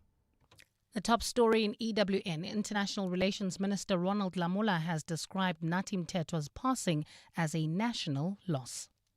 Aubrey Masango. Weekday evenings, 8 to midnight. I think that we need to spread the net much wider. You want to tell me that 2 billion rand that the SIU has been talking about in their report was being moved around in bags full of money? No. They used the banking system. Surely the banking system should have flagged these things and screamed as loud as possible. In fact, our banking systems have been in trouble because of all of this, and that's why we've been greylisted. And the conversation doesn't seem to reach the banking system enough. Let me say the professional system enough. Aubrey Masango. 8 to midnight on 702. 702. Mzansi, Powerball stands at a staggering 100 million rand guaranteed jackpot this Tuesday. You heard right. Play Powerball now for your chance at the guaranteed 100 million rand jackpot, and you could become the next big winner. Buy your tickets now, in-store on nationallottery.co.za, the mobile app, cell phone banking, or simply dial *120 *7529# for USSD. Panda Pusher Play. Players must be 18 years or older, so please do play responsibly. Itube is the proud operator of the National Lottery. Did you know that all residential complexes are legally required to register with the Community Scheme Ombud Service, or CSOS? Registration is easy and it's free. All registered schemes can access a quick and affordable alternative dispute resolution body and can also learn more about the rights and responsibilities of people living within a community scheme. We'd like to appeal to all unregistered community schemes to register with the CSOS today. Visit csos.org.za to find out more. To walk the talk is to turn words into meaningful actions. And it's what we at 702 are committed to doing every day. We're also committed to following the rules set out by the Broadcasting Complaints Commission's Code of Conduct. To give you balanced programming, fair comment, and accurate news. But if we stumble along the way and you feel we're not living up to the code, let us know on comment@702.co.za. And if after that you're still not happy, you can direct your complaint in writing to the Broadcasting Complaints Commission, PO Box 412365, Craig Hall 2024. For more, visit bccsa.co.za. So some people say if you want loyalty, well, get yourself a dog. But that's not strictly true because you can enjoy rewards that score you more only with Betway. At Betway, loyalty always pays off. Betway is proud to introduce their very own loyalty program. This is the way it works. With Betway rewards, you earn points for every bet you place. And the more you bet, the more points you earn. It is that simple. You can convert your points to cash anytime and use it as you wish because at Betway, you always get way more. Betway is licensed and regulated by the Western Cape Gambling and Racing Board. No persons under the age of 18 years are permitted to gamble. For gambling counseling, call SARGF on 0800 006 008 or WhatsApp 076 675 0710. 702. WhatsApp John on 072 702 1702. Hi, good afternoon, John. And 702. John, everything, all the departments, the intelligence department, everything, the finance department, everything was captured. So what do you expect? Everything was oiled to be captured. That's why all these funds, these monies just flow out of the country and people could do as they like. Whoa, it's terrible, John. Hi, John. I have another suggestion for all the sports equipment. There is a fabulous organization called Play It Forward Jersey, started by a young man called Ross, who was in high school when he started the project, collecting unused, outgrown sports equipment and donating it to less fortunate people who cannot afford to pay for sports equipment at all. Play It Forward Jersey. It's Lisa driving through Greenside. That is John. I think our systems, financial systems here in South Africa are totally failing. Because remember that lady that once received money from NFAS erroneously. So that was supposed to have been flagged to a student receiving so much money. How is it possible and all that? But that was never flagged. In fact, she was exposed by her peers at school. So this clearly shows that our financial systems are not working. Anyone can just receive millions into their account without being called into an office to explain where's the money, proof, and so on. Yeah, and on the interview that I had with Alex van den Heever, professor at the Wits School of Governance, about what systems should have picked up all of these abuses, Justin responds with this and says, while there is a valid argument about the banks flagging suspicious activity in the case of Tembisa Hospital, this seems irrelevant. The suspicious activity was flagged by Babita Deokaran over 4 years ago and nothing was done. I think the only reason the SIU have sprung to life is because Jeff Wicks found all the dirt on Babita Deokaran's laptop. It's taken the SIU 4 years to produce an interim report. I don't think it was that long. I think it's less. But anyway, continuing with Justin, ultimately, this is not about flagging the suspicious activity It's about the law enforcement agencies taking action. Thank you, Justin. Just to be very clear about one thing, though. You talk about the SIU springing to life. The SIU doesn't work in that way. Much as I think many of the people, they would love to just spring to life and go after something, they have to wait for a proclamation, which actually gives them the legal grounds and enables them to go out and do the investigation. So I think the springing to life is not entirely something over which they have complete agency. I think it's an important thing to bear in mind. 16 minutes to 5.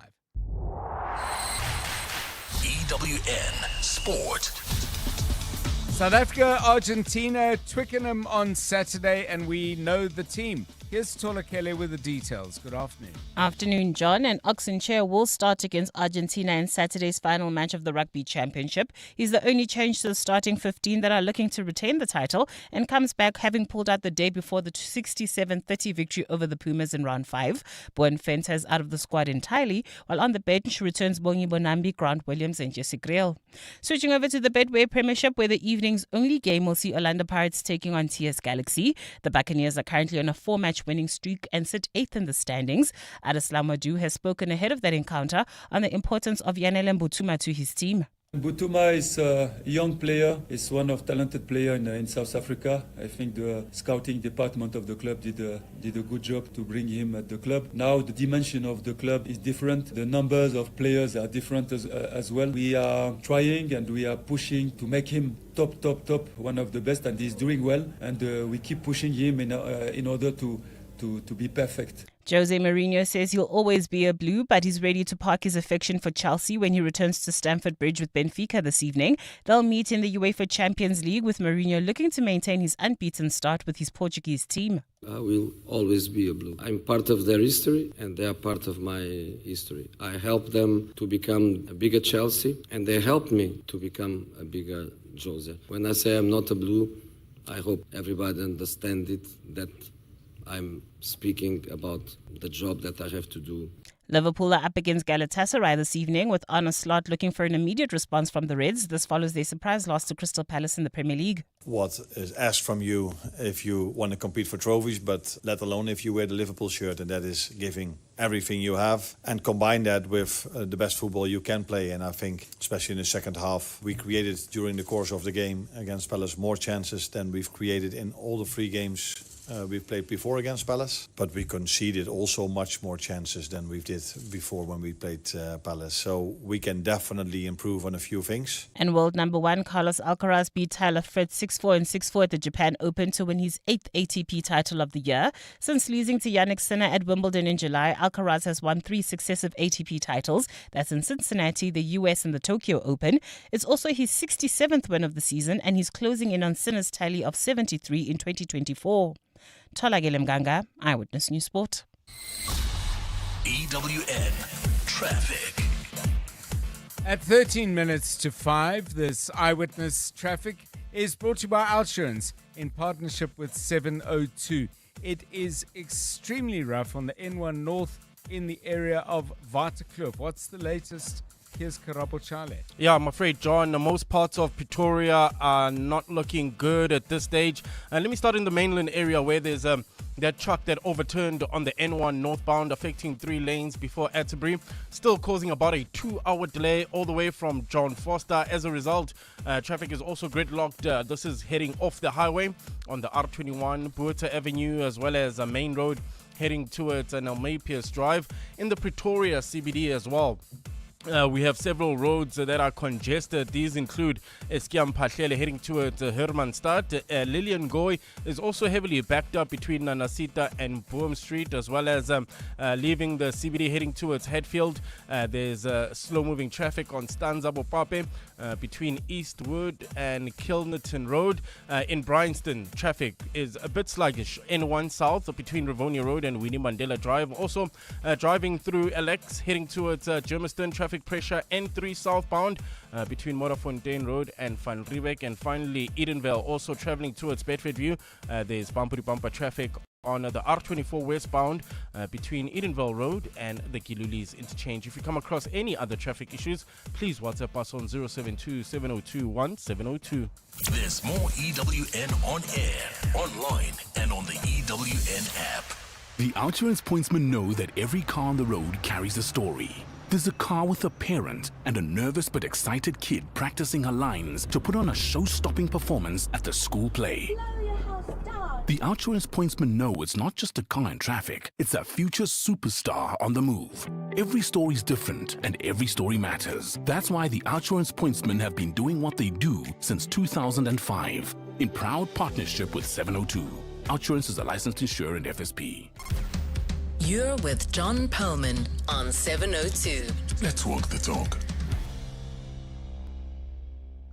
When we do our weekly feature, Song, a Book, and Edition, we do it every Friday, by the way, if you don't know, and you're new to the show. But every Friday we get someone who's well-known or fairly well-known, but we ask them to choose a song, a book, and edition. I always ask, we have a checklist of questions where they grew up. And invariably, and in particular, actually, if people grew up in small towns or even villages in South Africa, I'm particularly interested to know how they've been shaped by where they grew up. But it applies equally if you grew up in a city or a large town as well. So the question that came to mind, I'm not going to wait until Friday for our next guest, because I'd like to know from all of you, if you grew up in a village, in what positive ways do you think that being a rural kid actually shaped you? And if you grew up in a city center or maybe in a township close to a large town or a city like Joburg or Tshwane or Durban, whichever it might be, how do you think you were shaped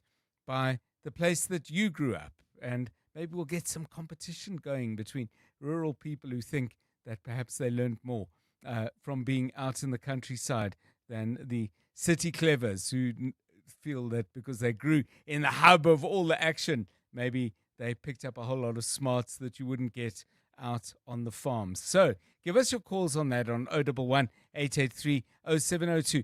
Tolakele, urban upbringing. I mean, you didn't have any spell of being in a village or anything like that. It was always funny when during December I used to go to Newcastle, which is like a lot of my family live in the villages.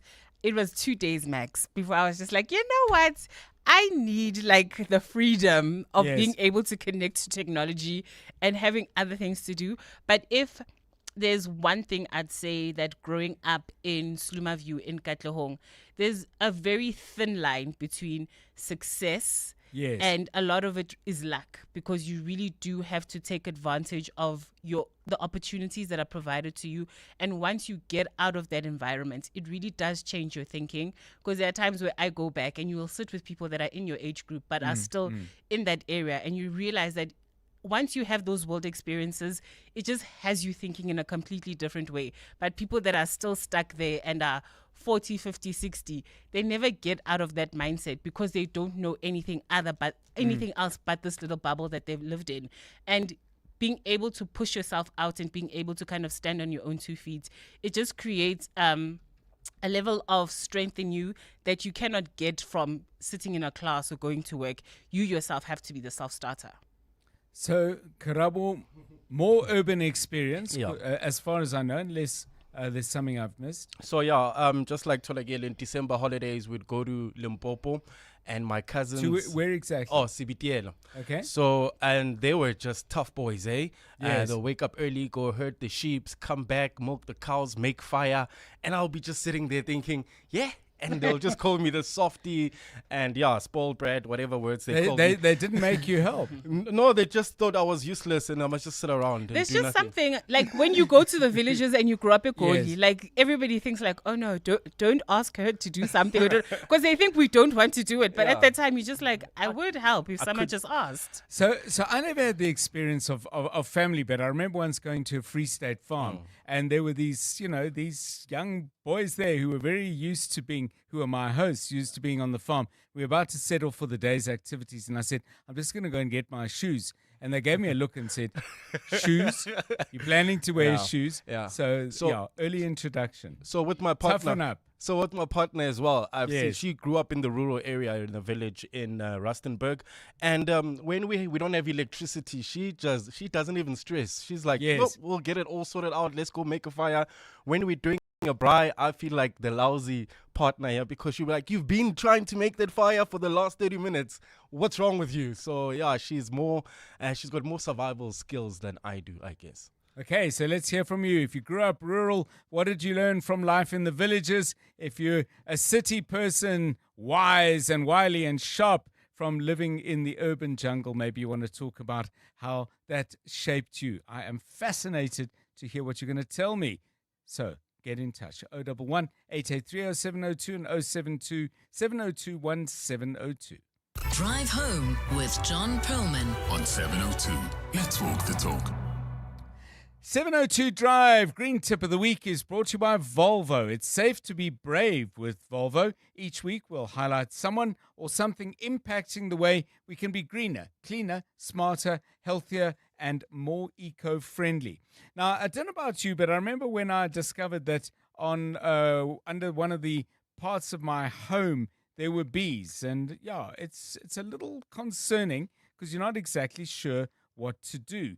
However, there are ways in which you can actually remove the bees and they can be taken somewhere else to be put to work for the benefits of the environment and hopefully for someone's pocket as well. So what actually happens and how can this be done? We're joined now by Kai Hichert, who is Chief Bee Man at Simply Honey. He's a former board member of the South African Bee Industry Organization as well. Kai, welcome and thanks very much for giving us your time. Are there ways tried and tested where even if you've got a presence of bees, I don't want to call it an invasion, at your home and you don't want that, where somebody can come along and actually move them and keep them involved in the ecosystem and possibly to helping someone turn some money?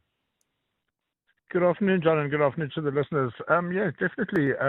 I'll give you an idea. I'm a commercial beekeeper. We do pollination, we do honey production, and we work with the bees in Johannesburg, Pretoria area, one of the largest man-made urban forests in the world. We've got about 17 to 22 wild colonies per square kilometer.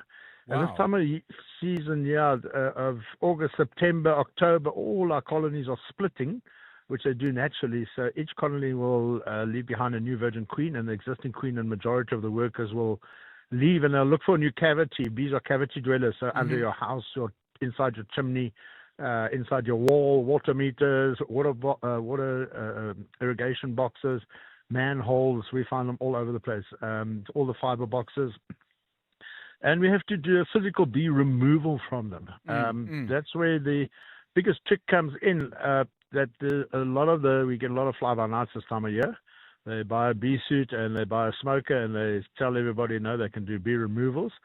And unfortunately, they work during the day, which is it should not be done because majority of the bees are out foraging.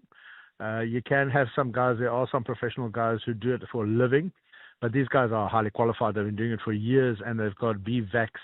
And they do all the difficult stuff up on the cell phone towers and the high rises, the high buildings, to actually do work during the day. However, most of the bee removals, 99% of them, should be done at night. Because when all the forager bees are home, you can work, you can smoke them, you can take the brood, the baby bees out nicely. Yes. You can expose the colony, put it into a beehive on site, on the premises. You have to rehive them. And then put all the bees into the box and then close the box up and leave. We unfortunately have a lot of fly-by-nighters this time of year. They tell the people, "Oh, no, don't worry, I'm going to rehive them back at our premises." And they come during the day. Number one, it's a huge danger because our bees are very defensive. Yes. They start stinging quite a lot. I believe last week, so I was out of the country. Last week there were about 6 dogs killed, I believe, from bees. Goodness. And once again, it might be from people trying to do their own bee removals because there's a charge involved. And they don't want to pay for it, and they think they can just take a can of doom and resolve the issue that way. Normally, the bees win in that game, so I really, really would not recommend doing it. And then you've got to try to do your homework and find out who's doing the correct methods. They should be rehiving on site, not just putting everything into buckets and then leaving and telling you they're going to do it at their premises, because they're just killing the colony. They kill colony after colony after colony. And we don't need that. We need to protect the bees as much as we can. Thanks so much. Great summary of what needs to be done and why. Kai Hichert, Chief Bee Man at Simply Honey, former board member of the South African Bee Industry Organization. Maybe it's work that you do. Maybe you've had a direct experience of someone coming and removing hives, but treating them as both an ecological and commercial asset. Not for you because you don't want them at your home, but for somebody else. Important. 702 Drive. It's 2 minutes to 5. Remember, when you had to wait for dial-up to connect, technology moves on. So why are people still driving cars like it's 1999? Volvo's plug-in hybrids are the upgrade you've been waiting for. You don't need diesel power. You just need a second electric motor. Just like you updated from dial-up to fiber, you can upgrade your drive with electric for the city and fuel for the open road. Don't be the last one to catch up. You're late for your test drive. It's safe to be brave with Volvo. Green Tip of the Week was brought to you by Volvo. It's safe to be brave with Volvo. Tune in again next week, Tuesday, for another Green Tip of the Week. 702 Afternoons with Relebohile Mabota, 1 to 3 p.m. What are the things that we are careless about when it comes to our cybersecurity? It could be on our phones or on our laptops. I think we share too much information online. We always share our whereabouts. We share where we live. I have a huge problem with the vlogging era that we're in right now because people are exposing where they live, they're exposing their surroundings, and threat actors can profile you based on that. Cybersecurity Services Manager Vanessa Sikadi. 702 Afternoons with Relebohile Mabota. Let's walk the talk. Do you want to be a legal eagle and get your foot in the legal industry? The Law Society of South Africa has something for you. Register for a 1-year national certificate in paralegal practice with a preferred legal education institution since 1998 and start your journey as a paralegal today. To register or find out more, visit lssalead.org.za. That's lssalead.org.za. The Law Society of South Africa. At the heart of global conversations shaping our future, Africa's voice is more important than ever. As proud lead sponsor of the B20, the Standard Bank Group is honored to showcase the continent's growth, partnerships, and potential on the world stage. Because driving Africa's growth isn't just our ambition, it's our purpose. Tune in every Monday from 3 p.m. for the Standard Bank B20 In Brief for key insights and updates around the B20. Standard Bank is an authorized FSP and registered credit provider. PG Glass Repair, PG Glass Replace. I'm Delani, PG Glass Technician. Is that a chip? With our advanced tools and high-tech equipment, we can repair it. World-class repair technology only at PG Glass. Visit pg.co.za. This is EWN. The National Assembly pays tribute to Nathi Mthethwa, and President Ramaphosa will not act prematurely on Madlanga matters.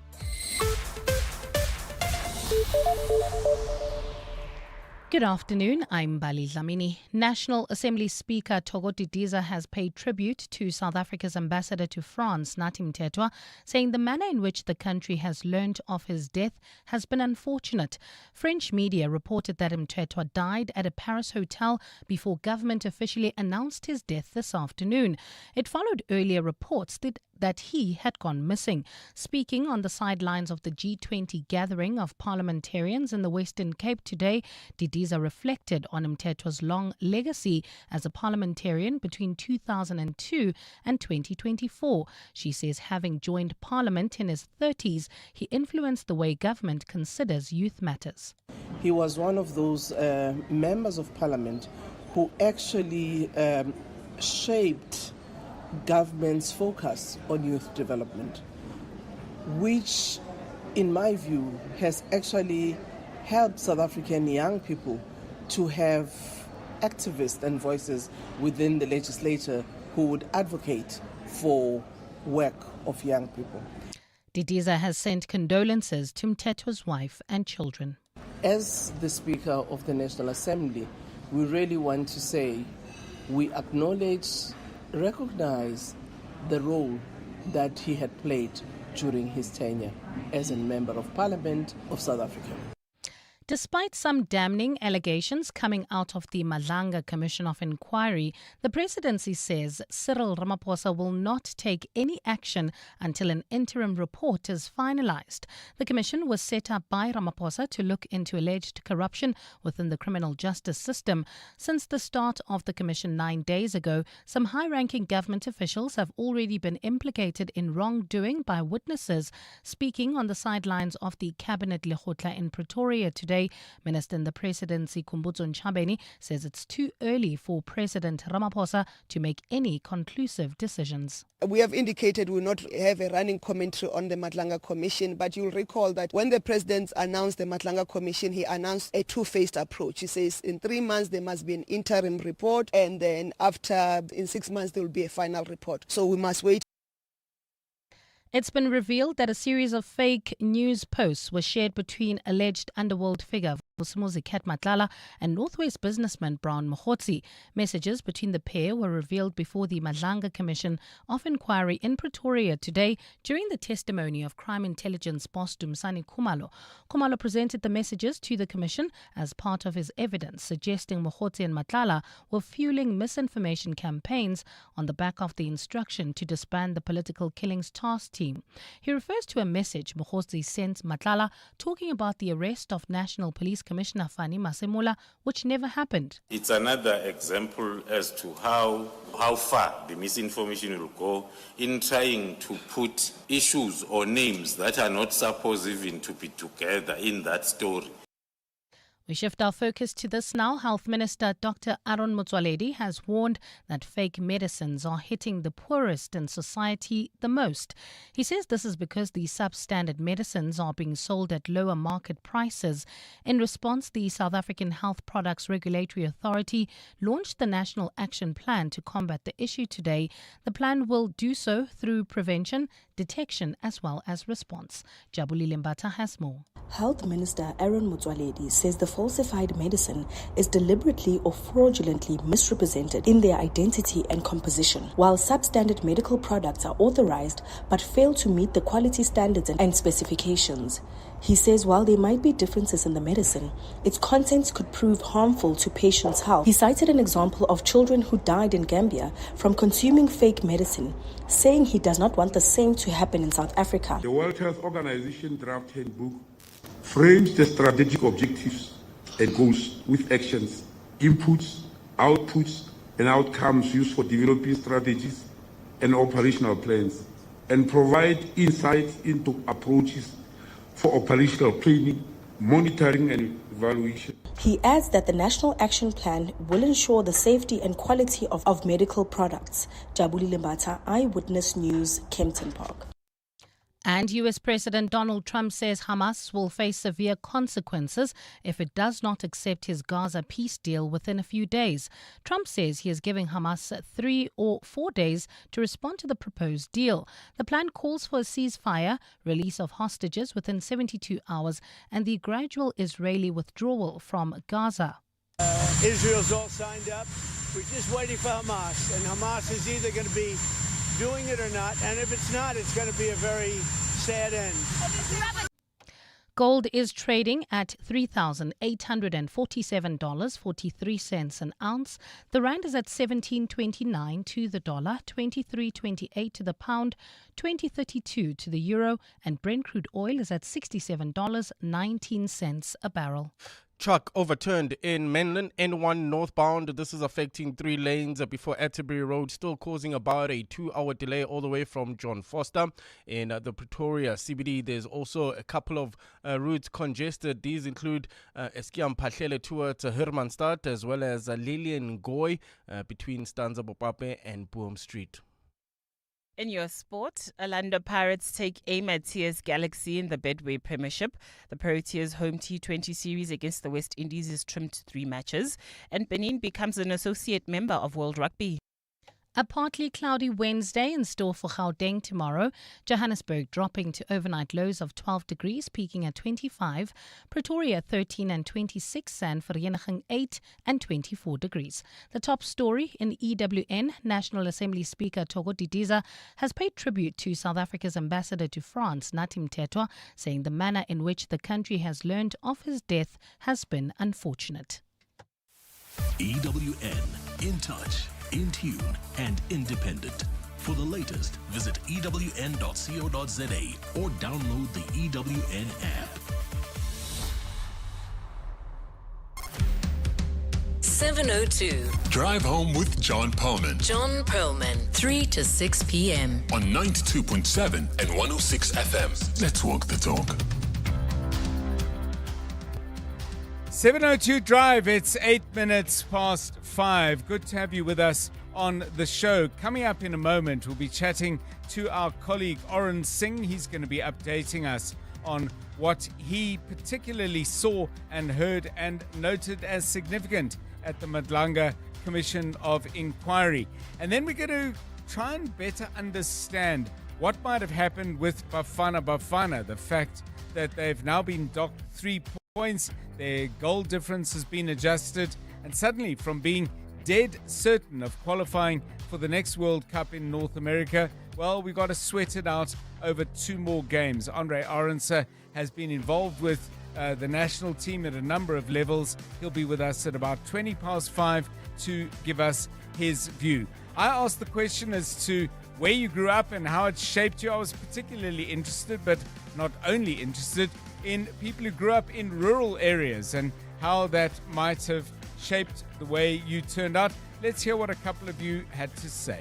702. WhatsApp John. On 072 702 1702. Hi, John and 702 listeners. So I grew up in the city, and I guess the one thing that I've realized is that you lose the you lose the ability to function in a quiet, less busy space. I mean, every time I drive through a rural area, where houses are far in between, there's like no shops for like kilometers on end, or there's just no like loudness, cars, movement. I often feel like I would be depressed living in these environments because we're so used to like movement, things happening, that I'm just like, how do they survive? But in fact, I feel like they've got the key to a humble, quiet, and I guess fulfilling life. Yeah, and just on that point of growing up in a rural area, and Toshang says in Jane First in Limpopo, Sekakuni land area of that province, we've been on day 0 since I was born due to a lack of service delivery. So you will be amazed. And Toshang says, what I can do with 5 liters of water when Joburg water does us dirty. And Karamo Charlie is shaking his head as he thinks of his partner and her ability to cope with these kinds of strains. 11 minutes past 5. EWN Traffic. It's been rough in Pretoria all day. Karabo Charlie with the very latest Eyewitness News traffic, which is brought to you by Outsurance in partnership with 702. It's not great in the capital, eh? It's a mess, John, if I could describe it like that. Not looking good at all. Mainland, we still have that overturned truck, N1 North, affecting 3 lanes before Atterbury Road. This is still causing about a 2-hour delay from John Foster. As a result, motorists trying to avoid that route off the highway. Traffic is also heavily congested on the R21 N14 Porter Avenue, as well as Main Road heading towards Maypierce Drive. In the Pretoria CBD as well, several routes are congested this afternoon. These include Eskiam Pahlele towards Hermanstad. Lillian Goy is also heavily backed up between Nanasita and Boehm Street, as well as in the Hatfield area on Stanza Bopape between Eastwood and Kilnerton Road. In Bryanston, traffic remains sluggish N1 South from Rivonia Road to Winnie Mandela Drive, while in Calvin, That's leaving Alex heading towards Midrand. Slow-moving traffic, N3 northbound. This is from Marlborough Drive all the way to the Batu interchange. And if you're driving through Alex, there's that peak hour delay. I see about a 30-minute delay on the N3 south between the Batu interchange and Van Buren. If you come across any other traffic issues, please WhatsApp us on 072-702-1702. There's more EWN on air, online, and on the EWN app. 20 years ago, you were driving your child to her first day of school, and 20 years ago, the OUTsurance pointsmen were on the roads easing traffic congestion. Whether you're an OUTsurance client or not, we've all been getting something out. Show the OUTsurance pointsmen some love this month and celebrate this 20th anniversary using hashtag pointsmenlove. From Johannesburg, Tswane and Paul to Stellenbosch, let's celebrate. OUTsurance really means it when they say you always get something out. In proud partnership with 702, OUTsurance is a licensed insurer and FSP. In the last 24 hours, this is what's happened in your world. The Gauteng government says it's going after everyone involved in the looting of Tembisa Hospital. The Special Investigating Unit yesterday revealed that 2 billion rand was siphoned from the facility in irregular contracts. The investigation was prompted by whistleblower Babita Diokaran, who was assassinated months after she flagged 800 million rand in corrupt tenders at the facility in 2021. It's going to be a long road to recovering all the monies because people will try to hide. EWN, in touch, in tune, and independent. For over a decade, Aluma Capital has had one simple mission: to help you secure the financial future you deserve. Over the past 10 years, they've empowered thousands of clients with personalized strategies, expert advice, and impressive returns of up to 13.2%. Whether it's growing wealth, securing retirement, or planning for the unexpected, Aluma Capital is there every step of the way.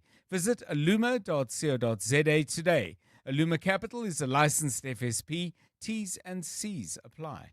To celebrate 25 years of helping you live the Premier life, FNB Premier is giving you a chance to win a 14-day European tour experience and other cool monthly prizes. Open any FNB Premier account from September to 31 December 2025. Switch your salary, swipe or tap a minimum of 2,000 Rand per month for 3 months straight. Spend and win with FNB Premier. FNB, help changes everything. TCs and competition rules apply. FNB, a division of First Rand Bank Limited, an authorized financial services and credit provider. Let's rewind 6 years, when Twitter was still Twitter, not a letter of the alphabet. TikTok was simply the sound your clock made. And Zoom just meant enlarging a picture. So it makes you wonder, what will the next 6 years bring? Hino trucks now come standard with a 6-year drivetrain warranty, covering everything from pistons to gears. So although a lot can change in 6 years, our warranty promise won't. T's and C's apply. Hino, all the way. Spar brings you super savings. Get 1 kg stock country spread 40% medium fat spread tub for 45.99. Save 12 Rand with Spar rewards, or 2-liter Coca-Cola regular only. Buy 2 for 42 Rand. Save 14 Rand with Spar rewards. Plus, you could win your share of 6 million Rand in instant cash. Competition ends 7 October. Price is valid 23 September to 7 October 2025 while stocks last. T's and C's apply. You're with John Perlman on 702. Let's walk the talk. 16 minutes past 5. Well, if you were watching any part of the Madlanga Commission of Inquiry today with Head of Crime Intelligence, General Dumisani Khumalo, giving evidence, your screen would have just seen one WhatsApp message after another, and most of them passing between Brown Mokgotsi, who we've spoken about before, a leading figure in the African National Congress in Northwest Province, and Vusimuzi Matlalo, who is currently standing trial on a number of charges, including murder and somebody implicated by the SIU in the syndicates that fleeced and looted public money out of Tembisa Hospital. So, what are we learning from all these WhatsApps? Because you've got to follow quite closely to see what kind of threads of narrative might be being pulled through. Someone doing just that is our EWN colleague, Oren Singh. Oren, a very good afternoon to you. The one thing I want to try and understand, because I watched for a while, but obviously I didn't see everything. Was there anything in this WhatsApp message chain where Minister of Police Senzo Mchunu directly communicated with Brown Mokhotsi? Was there ever such a WhatsApp message? Because he has he's been absolutely adamant, saying, I do not know the man. Was there anything in the WhatsApps that might have contradicted that? So not in the WhatsApp messages directly, John, but let me rephrase this. Not direct WhatsApps between Mokhotsi and Senzo Mchunu came about, but what we did see is screenshots allegedly between Senzo Mchunu and Brown Mokhotsi on another messaging app known as Signal. Okay. But I think we need to be very careful here, John, in the way if we just blanketly state that this is definite in terms of communication between Senzo Mchunu and Brown Mokhotsi. In terms of the way and manner in which Brown Mokhotsi was kind of leading Vusi Kat Matlala on, it speaks to a man who got extortionist tendencies to him. He definitely extorted Vusi Kat Matlala for money. He solicited him out of hundreds of thousands of rands, and someone like that can't be trusted. On the basis that Brown Mokhotsi was going to assist Matlala with introducing him to high-ranking and senior officials within police to assist him regarding that 360 million rand tender that he had, which was on the cusp of being cancelled. But I think it can't be in black and white for us to say that was definite communication between Mokhotsi and Senzo Mchunu.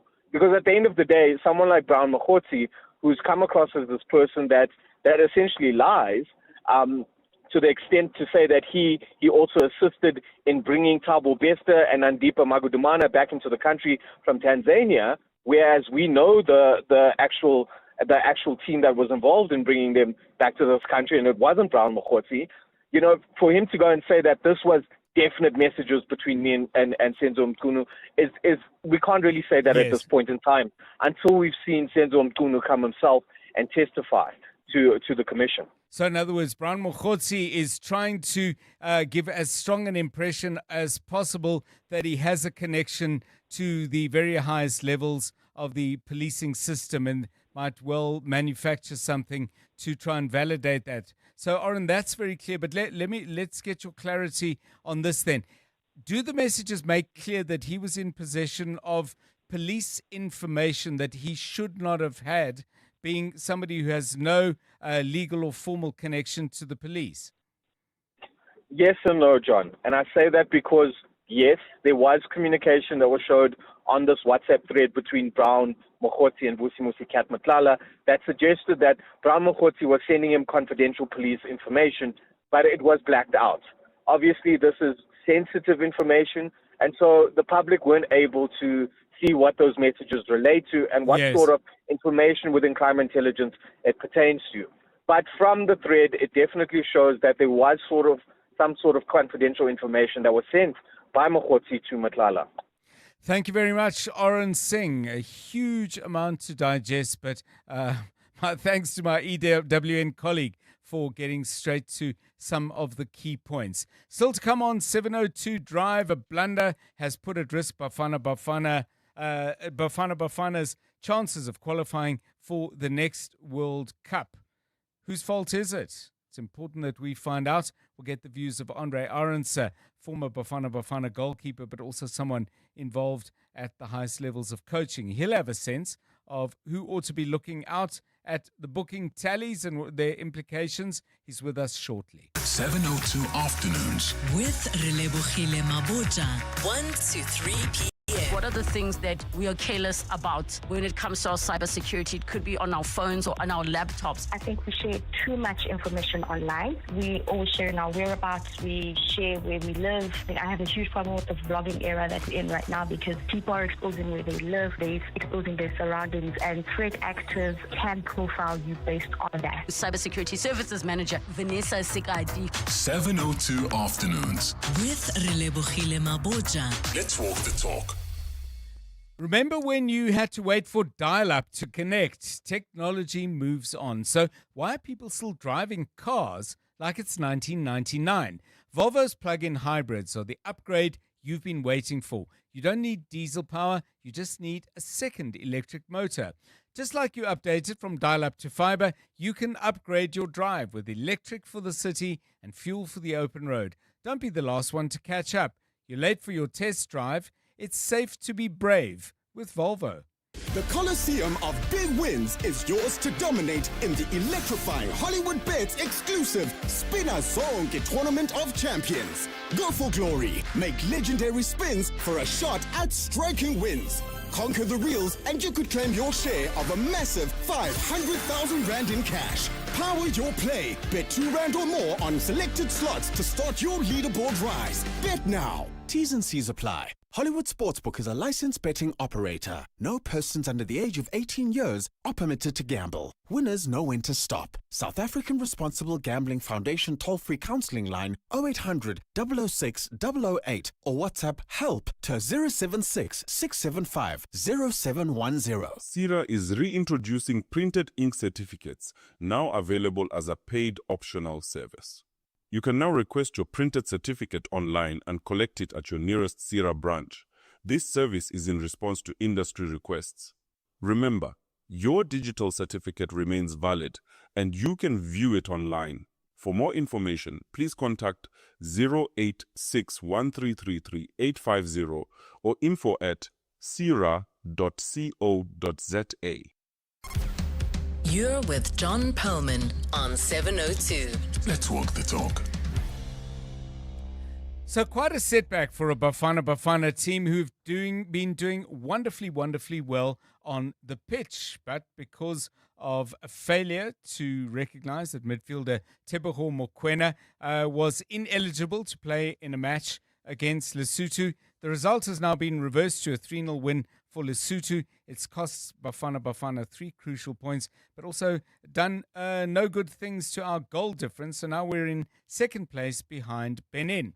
It's unclear from anything that SAFA is saying as to who ought to take responsibility for this. We asked you yesterday what you think, and there were quite a range of views. Some said Mokoena himself should have been aware of his situation. I had a view that the coaching team ought to be aware of players' card status, looking ahead to games still to come. And then there were others who said I had that completely wrong. So let's talk to somebody who knows about this from direct experience. Andre Arendse is a former Bafana goalkeeper, but has been involved with the national team as well, applying his coaching skills there as well. Andre, welcome and thanks very much for giving us your time. I mean, straight to the question, who should have been looking out for this? Mr. Perlman, good afternoon. Thanks again for having me on the show. I think we always seem to talk about I suppose controversy, if you like, and yes, and the fact that this is a little bit of a shambles. Let's not sugarcoat it. And I say that because you just rightfully mentioned that Bafana have been a joy to watch on the playing field these days, but not so much in the boardroom. And it's a shame because. For me, this is one too many bloopers, if you like. Yes. Let's cast our minds back to 2012 when we failed to qualify for AFCON because the team was told that the draw was good enough. Let alone the fact that the rules were not understood in a sense that CAF operated by a head-to-head, and FIFA were the ones who operated on goal difference. So somebody should have known that. And communicated it properly. We come around to this particular occasion now, yes, and it could be deadly costly. I mean, I'm actually just got the log table of the group in front of me, and I'm thinking to myself, well, hang on a second, we've gone from cruise control, leading the group with 17 points after those 8 games, and now we're in the thick of it, and we sit second behind Benin on 14 points, joint top with them. So ultimately, that now brings Rwanda, Nigeria, and Benin into a massive bun fight, and we should never be in this situation right now. So I mean, my logic in saying that the coaching team, and I'm not pointing fingers at the head coach or anybody, but surely when you're planning games ahead, and for example, no disrespect to Lesotho, but Nigeria is perceived to be a tougher game. One of the things you look at is who's on yellow cards, who do we absolutely not want suspended for the tougher games, and somebody gets called in, and you say, John or Andre, listen, what's our card position, and how do we play it for the next three? I mean, is that me showing my naivety, or is that how it should work? No, I think that more than one person should be asking the questions, even though one person should ultimately be in control of the situation. Right. So, for example, referees will send in their reports after all the games that they officiate, and these reports will go to CAF.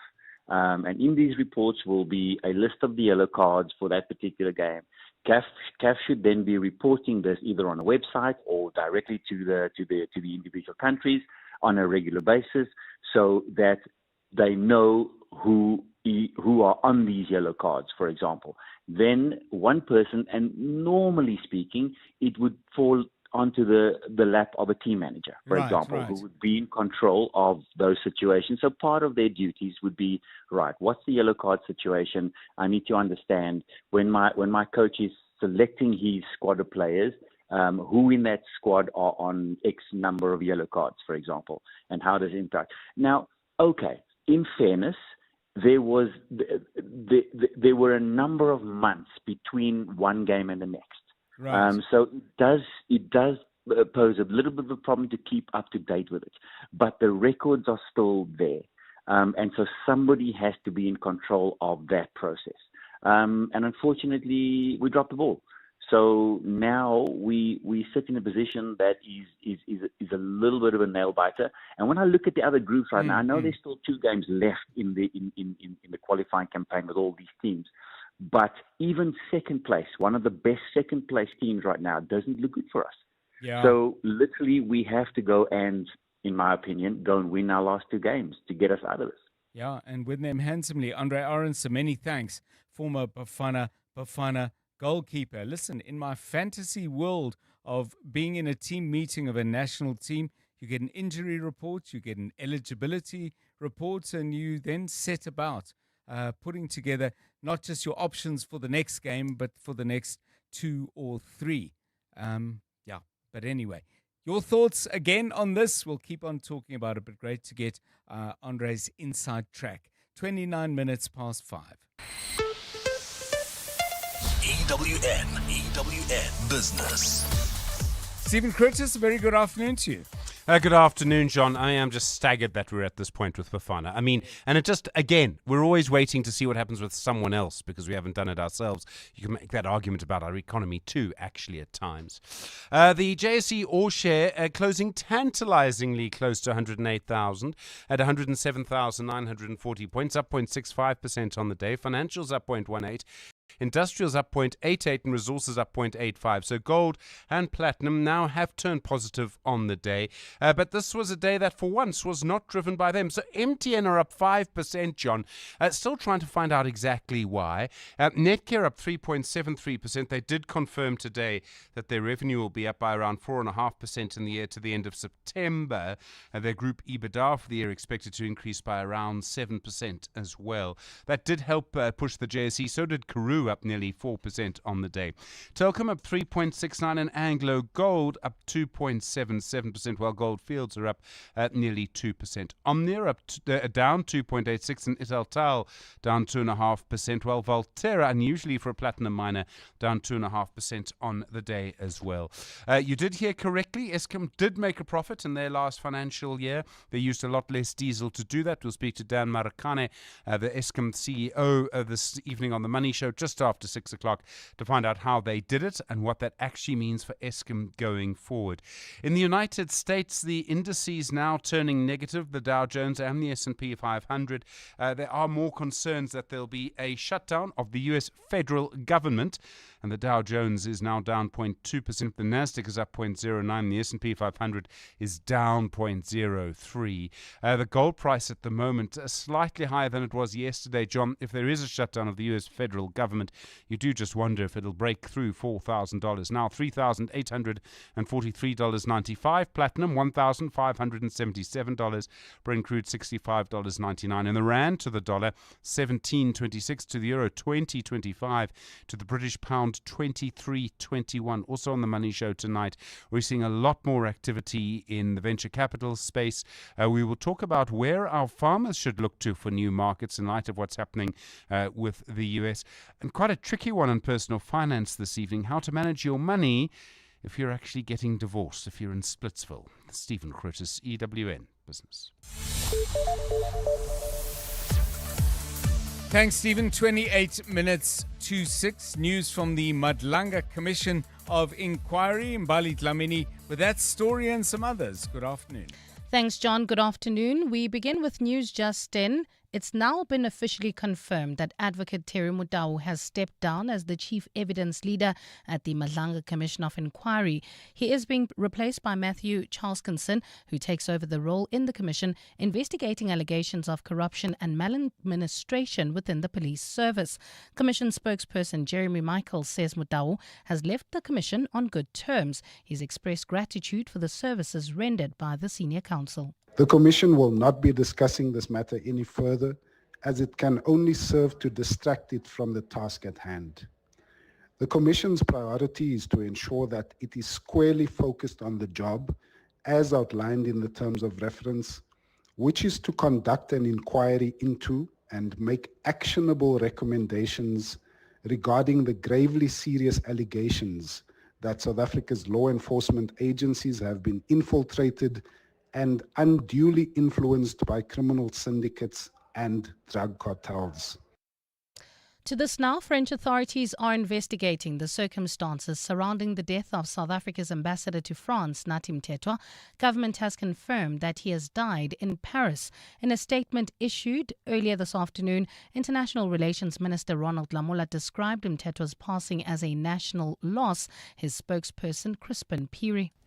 The circumstances of his untimely passing are still under investigation by the French authorities. The government of South Africa extends its deepest and most sincere condolences to the family of the ambassador and to his friends and colleagues during this period of immense grief. EWN reporter Khomotso Modise takes a look at Mthethwa's life. Born in KwaZulu-Natal, Nkosinathi Emmanuel Mthethwa launched his political career in his local youth organization in Klaarwater at the age of 15, where he served as a chairperson in 1982. He would later be recruited into underground work for the ANC between 1988 and 1989, which would lead to his arrest during the apartheid regime's state of emergency. From 1990 to 1992, Mthethwa was appointed regional secretary of the ANC Youth League and would later scale up the ranks of the party between 2001 and 2002. In 2008, under the leadership of former President Kgalema Motlanthe, Mthethwa was appointed Minister of Safety and Security, which led to his appointment as Police Minister. After an almost decade-long appointment as Arts and Culture Minister, an office in which he drew much criticism for his planned procurement of a 22 million rand flag, Mthethwa was deployed to France as an ambassador in 2024. That's where he met his untimely death under uncertain circumstances. Khomotso Modise, Eyewitness News. And in Vietnam, the death toll linked to flooding caused by Typhoon Bua Loi has risen to 26, with dozens more still missing. Heavy rain hit the capital, bringing large parts of the city to a standstill. The typhoon made landfall in central Vietnam late on Sunday after battering parts of the Philippines, where 400,000 people were forced to evacuate their homes. The death toll in the Philippines rose to 37 following the recovery of 10 additional bodies. Vietnam is usually hit by up to 10 storms annually, but forecasters have warned it faces 2 to 3 more this year. A partly cloudy Wednesday in store for Gauteng tomorrow. Lows of between 8 and 13 degrees and highs of between 24 and 26. In mainland, some good news. That overturned truck on the N1 North before Atterbury Road has been cleared. However, traffic remains heavily backed up all the way from John Foster in the Pretoria CBD. A couple of routes also congested. These include Eskiam Pahlele towards Hermanstad. The Lillian Goy is also heavily backed up between Nanasita and Boom Street. The top story in EWN, the Commission of Inquiry looking into corruption in the police service has confirmed officially that Advocate Terry Mutau has stepped down as the chief evidence leader. The Midday Report. Weekdays, 12 to 1. What were your thoughts listening to the SIU report? It's quite a head, also shivering, and I think largely because you are seeing a manifestation of greed, a manifestation of insensibility. I think without wanting to decorate it anyhow, I think it's a crime against the humanity, and I think that's how one would essentially describe it. Advocate Ezra Letwalo, Gauteng Health Portfolio Chairperson. The Midday Report with Mandy Wiener. 12 to 1 on 702. 702. When service delivery fails, hope doesn't have to. Fix Local helps you report issues, escalate when you're ignored, and as a last resort, fix them yourself, safely and legally. Fix Local is more than a platform. It's a way for communities to stand up, speak out, and work with or hold local government accountable. Visit fixlocal.org.za to report burst pipes, broken streetlights, or other service delivery issues in your neighborhood. Also, lots of tips to help you organize in your community for action. 702 is proud to support Fix Local. Let's walk the talk and fix what's ours. Welcome to the brand new days. Sail the world with Norwegian Cruise Line, with more to see, more to do, and more to enjoy. Plus, upgrade your holiday with NCL's More at Sea for premium beverages, specialty dining, and much more. Think international cruising. Think NCL. For the best deals available, visit ncl.com or contact your travel agent. Restrictions apply. Welcome to the brand new days. People are talking, everybody's talking, and they're saying it's time to make insurance great again. They said our low premiums were fake news. Wrong. We're putting customers first. We're gonna drain the insurance swamp. It's full of hidden fees. But when we clean it up, believe me, it's gonna be huge. This message has absolutely nothing to do with the US government. It's paid for by the King of Insurance, who's making insurance great again. Get a quote now. It'll be the best decision people are saying ever. King Price is a licensed FSP. No fake news, just like her insurance. EWN Sport. Football tonight, just one game though in the Betway Premiership, lots in the Champions League. Tolakele Mganga with all of those details. Thanks so much, John. And that clash sees Orlando Pirates hosting TS Galaxy. The Buccaneers come into the encounter on a 4-game winning run in the league and are 8th in the standings. Adeslam Madu has discussed their change in fortunes, having started the season with back-to-back losses. I just trust the work that I am doing, the values that I'm putting in my work, the love that I'm doing and putting in my job, the love that I'm putting on my players. And what is important as well is the trust of my club. Without trust of your management, about the board, it's difficult, so I thank them for that. We had many conversations with the players, interviews as well, individual interviews, just to give them trust and to show them exactly how I want to play. It's match day 2 in the UEFA Champions League, and there's a reunion at the cards at Stamford Bridge. Jose Mourinho's Benfica up against his former side Chelsea, and he shared his thoughts on the current Blues side. Is a winning machine that had in the past 2 or 3 years a moment without trophies. But Chelsea won something before my time, and then we start winning, and then my team kept winning, and then transformation, new teams, new coaches, more trophies, European trophies, the biggest one of them, the Champions League. So Chelsea is a winning machine. Liverpool assistant coach Giovanni van Bronckhorst will also return to his former club as the Reds take on Galatasaray. Arne Slot has discussed how the former Dutch midfielder has been helping them prepare for the encounter. He's part of the setup if we discuss and talk about the team we face, if that is Palace or Everton or Atletico Madrid, or in this situation Galatasaray. So he has knowledge about Turkish football. He knows these players, some of them that we're going to face tomorrow, maybe better than the rest of the staff does, because we've not worked in this league, we've not played against them. But in modern football, there are so many videos, you can watch so many games that every manager, even if you haven't worked here, know a lot about the other team. The Proteas T20 series at home against the West Indies in 2026 has been reduced to 3 games instead of the original 5. The whole series will now be played in January. That's in order to allow teams to travel to India and Sri Lanka, who co-host the T20 World Cup. At the same time, Pakistan have included 5 spinners and recalled paceman Shaheen Shah Afridi. That's for their 2-match test series at home to South Africa. Faisal Akram and Asif Afridi also make a return ahead of the first game in Lahore that gets underway on the 12th of October. And World Rugby has approved Benin's application for associate member status, a move that increases the number of full and associate members to 134. Benin's Rugby Federation president has hailed the development. That's after the country identified sport as one of its key drivers of economic and social development. Tolagele Mganga, Eyewitness News Sport. EWN Traffic. This EWN Traffic is brought to you by Take A Lot. Happy delivered. Karabo Chale, tell us what's happening. Well, at this stage, we're still dealing with those delays heading towards the mainland. That's on the N1 northbound.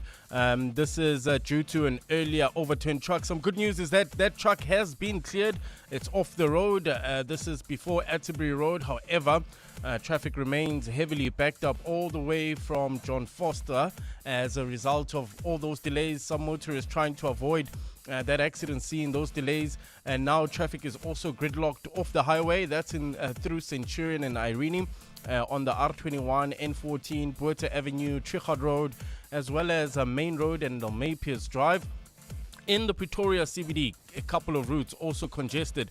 These include Eskiam Pahlele heading towards Hermanstad, as well as Lillian Goy. That's backed up between Nanasita and Boom Street. In Bryanston, traffic sluggish. N1 South from Rivonia Road to Winnie Mandela Drive, also due to an earlier accident. Calvin, traffic remains sluggish. N3 North from Marlborough Drive all the way to the Batlu interchange. If you come across any other traffic issues, please WhatsApp us on 072 702 1702. There's more EWN on air, online, and on the EWN app. 702 Drive, it's 17 minutes to 5. Sometimes traffic isn't trafficking and service delivery isn't delivering, but lucky for you, Take A Lot always delivers. Shop anything from beauty and sport to tech and toys at everyday low prices and get it delivered to your door faster than you can get home, even when you take all the back roads and shortcuts. A delivery so quick, the speed thrills. Halala with no limits. Take A Lot. Happy delivered. You're with John Perlman on 702. Let's walk the talk. Just to remind you, you can listen to us, of course, on the Prime Media Plus app. You might be in your car listening to the radio or at home doing the same. And if you want to just sort of check out what we look like while we do the show, well, you can always follow us on YouTube as well. 702 Drive with John Perlman live. Type in those words on the YouTube search function or add YouTube if you're in Google or something similar. And that is where you find us. And you can, by the way, post your comments there as well about the issues of the day. 5:45. Drive home with John Perlman on 702. Let's walk the talk. So, music. We have artists that we love, and then sometimes we kind of fall out of love with them. And often, in general, I think it's because of the music they do. You say, this is getting same-ish, or it's not as good as the first album, or I don't like the new sound, or the songwriting has dipped, and the band doesn't sound the same since they changed the drummer and the bass player. But then there are moments and artists where we say to ourselves, actually, I don't want to listen to this person anymore because of something they did or said, or in your case, Refuwe Litsua, something they wore. Tell us the story. You're shaking your, I hope this is very clear to people watching on YouTube, shaking your head and looking very dismayed. Tell us why. Good afternoon, John, and to the rest of the 702 family. I'm trying not to re-traumatize myself. So I used to like Lady Gaga. I think she's got a beautiful voice. She's got range. And then I think it was at the Met Gala, I stand to be corrected, she was wearing meat. Yes, that Lamb meat chops. dress. It was just... Yes. There was just a lot happening, John. And I think for me, what traumatized me the most, I think it was because I was transitioning out of being a pescatarian to like eating meat again. Okay. And so I couldn't, even now I'm still feeling weird about it. I'm like, the poor animals, that's too much meat. Was it real meat though? Because I'm told that it was actually real meat. I don't know if it's actually real. So I'm looking at this. Lady Gaga wore a dress made of raw meat to the 2010 MTV Video Music Awards to protest the U.S. military's don't ask, don't tell policy, which is in regard to people in the military who are gay. And the note says, a statement largely lost on the public, who focused on the shocking nature of the outfit. The dress, designed by Frank Fernandez, who I know nothing about, despite my vast knowledge of global fashion. This one has escaped me. Said it was made from Argentinian beef and was preserved after the event with chemicals and taxidermy for display at the Rock and Roll Hall of Fame. So you're completely off Lady Gaga. The dress disturbs you. Has that continued, that you don't listen to her music, don't enjoy it? That's definitely continued. When I see her, I see the meat. I can't unsee it, John. I feel like I understand what she was trying to do. It got people speaking, but surely there are other ways of getting people speaking, John. Not traumatize Rifue here in South Africa. So you get vegetarians, pescatarians, and now we have Gagatarians. Just not prepared. So in apparently it wasn't lamb chops. It was flank steak. Just in case you want to know. Okay, but when you did like Lady Gaga, you've chosen a song just to, express, hey, when it was good, it was good. Mm-hmm. What's the song? So I chose Poker Face. Love the song. Very catchy. You can gym to it, run to it, walk your dog to it. It really just lifts your spirit. Yeah, and you could, I guess now you could even bride to it, but that's apparently so. That's part of the problem.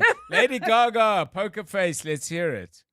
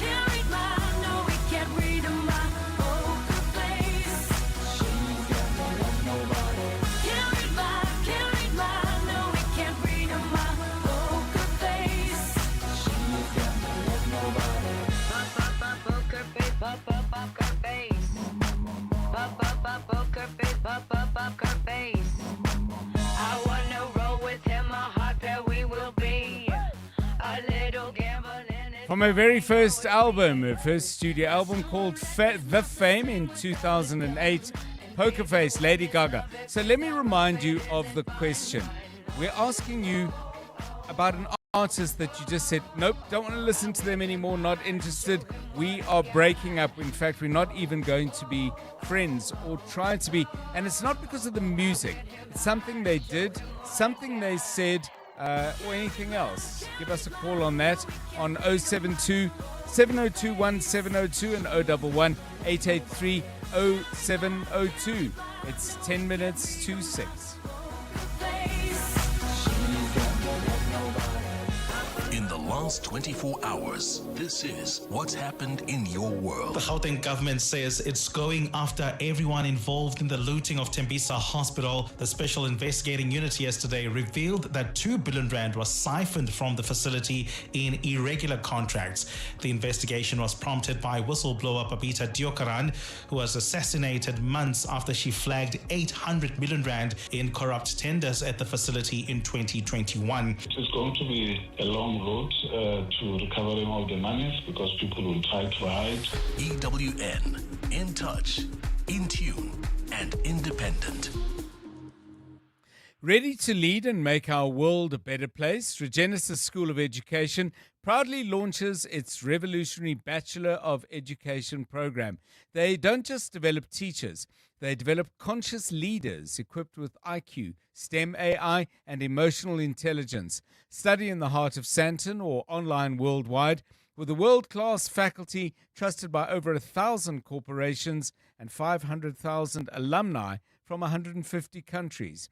Enroll now at regenesis.net/education. Regenesis School of Education, awakening potential. This master doesn't just start, it wakes up. Anticipation. The wheel settles into your hands. Seat and mirrors adjust. You didn't ask, it just knew. Then the 3.3-liter turbo diesel clears its throat. And suddenly, you're flying, weaving through sunlight. Goosebumps on your commute. The feeling will find you in the Mazda CX-60. Wonder awaits. 702. WhatsApp John on 072 702 1702. Hey John, would Coldplay count for exposing that CEO and you know who?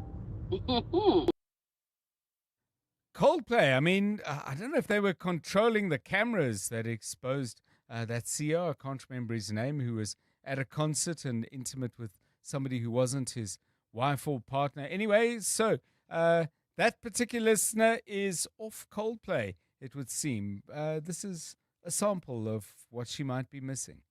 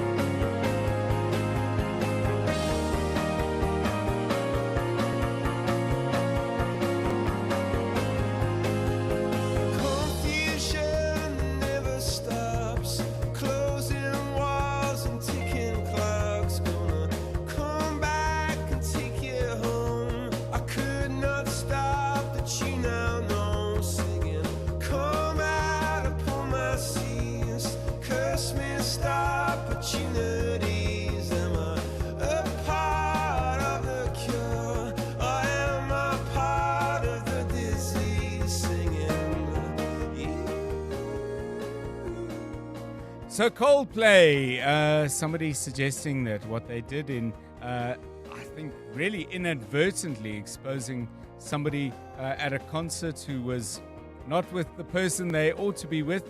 I'm not sure the band had too much to do with it. Anyway, that's a great one.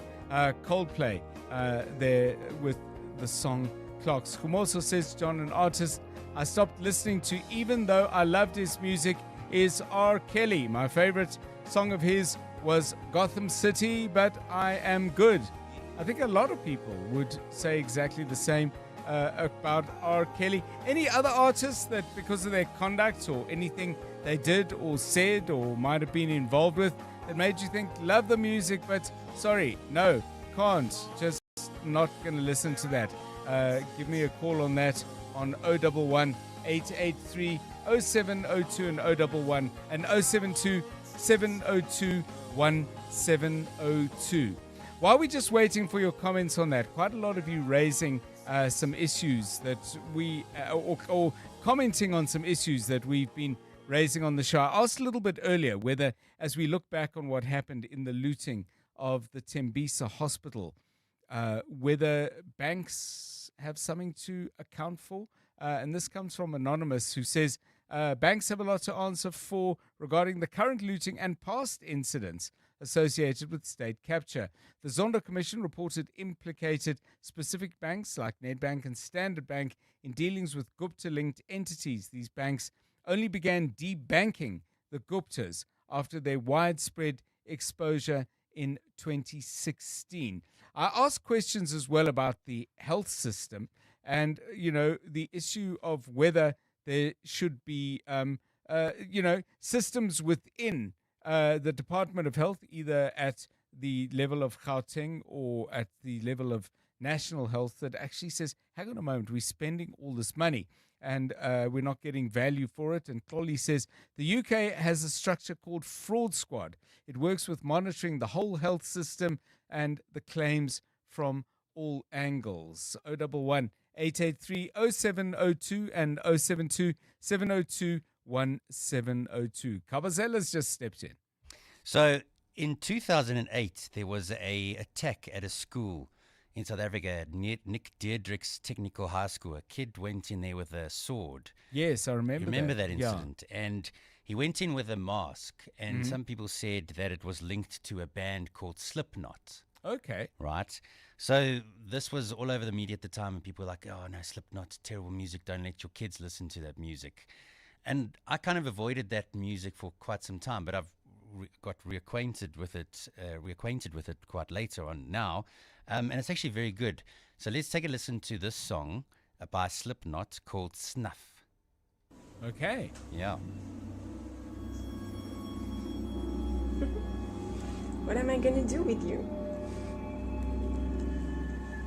Everything.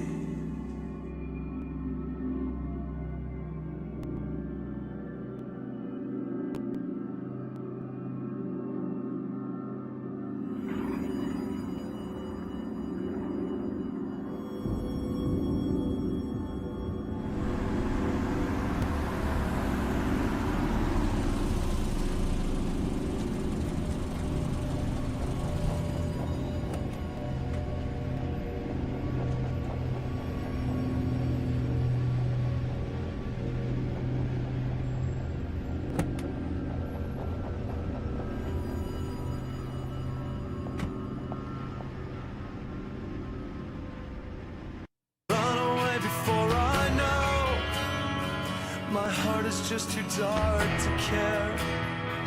I can't destroy what isn't there. Deliver me into my fate. If I'm alone, I cannot hate. I don't deserve to have you. My smile was taken long ago. If I can change, I hope I never know.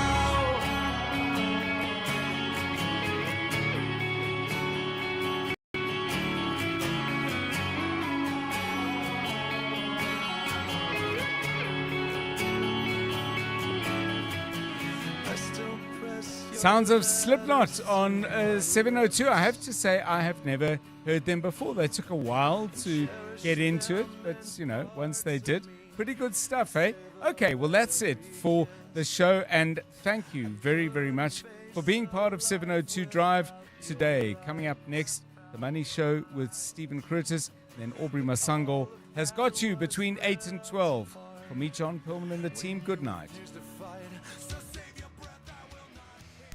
And now, The Money Show. With Stephen Grootes, live on 92.7 and 106 FM. Streaming on the Prime Media Plus app. And DSTV channel 856. The Money Show with Stephen Grootes is brought to you by Absa Corporate and Investment Banking, proud sponsor of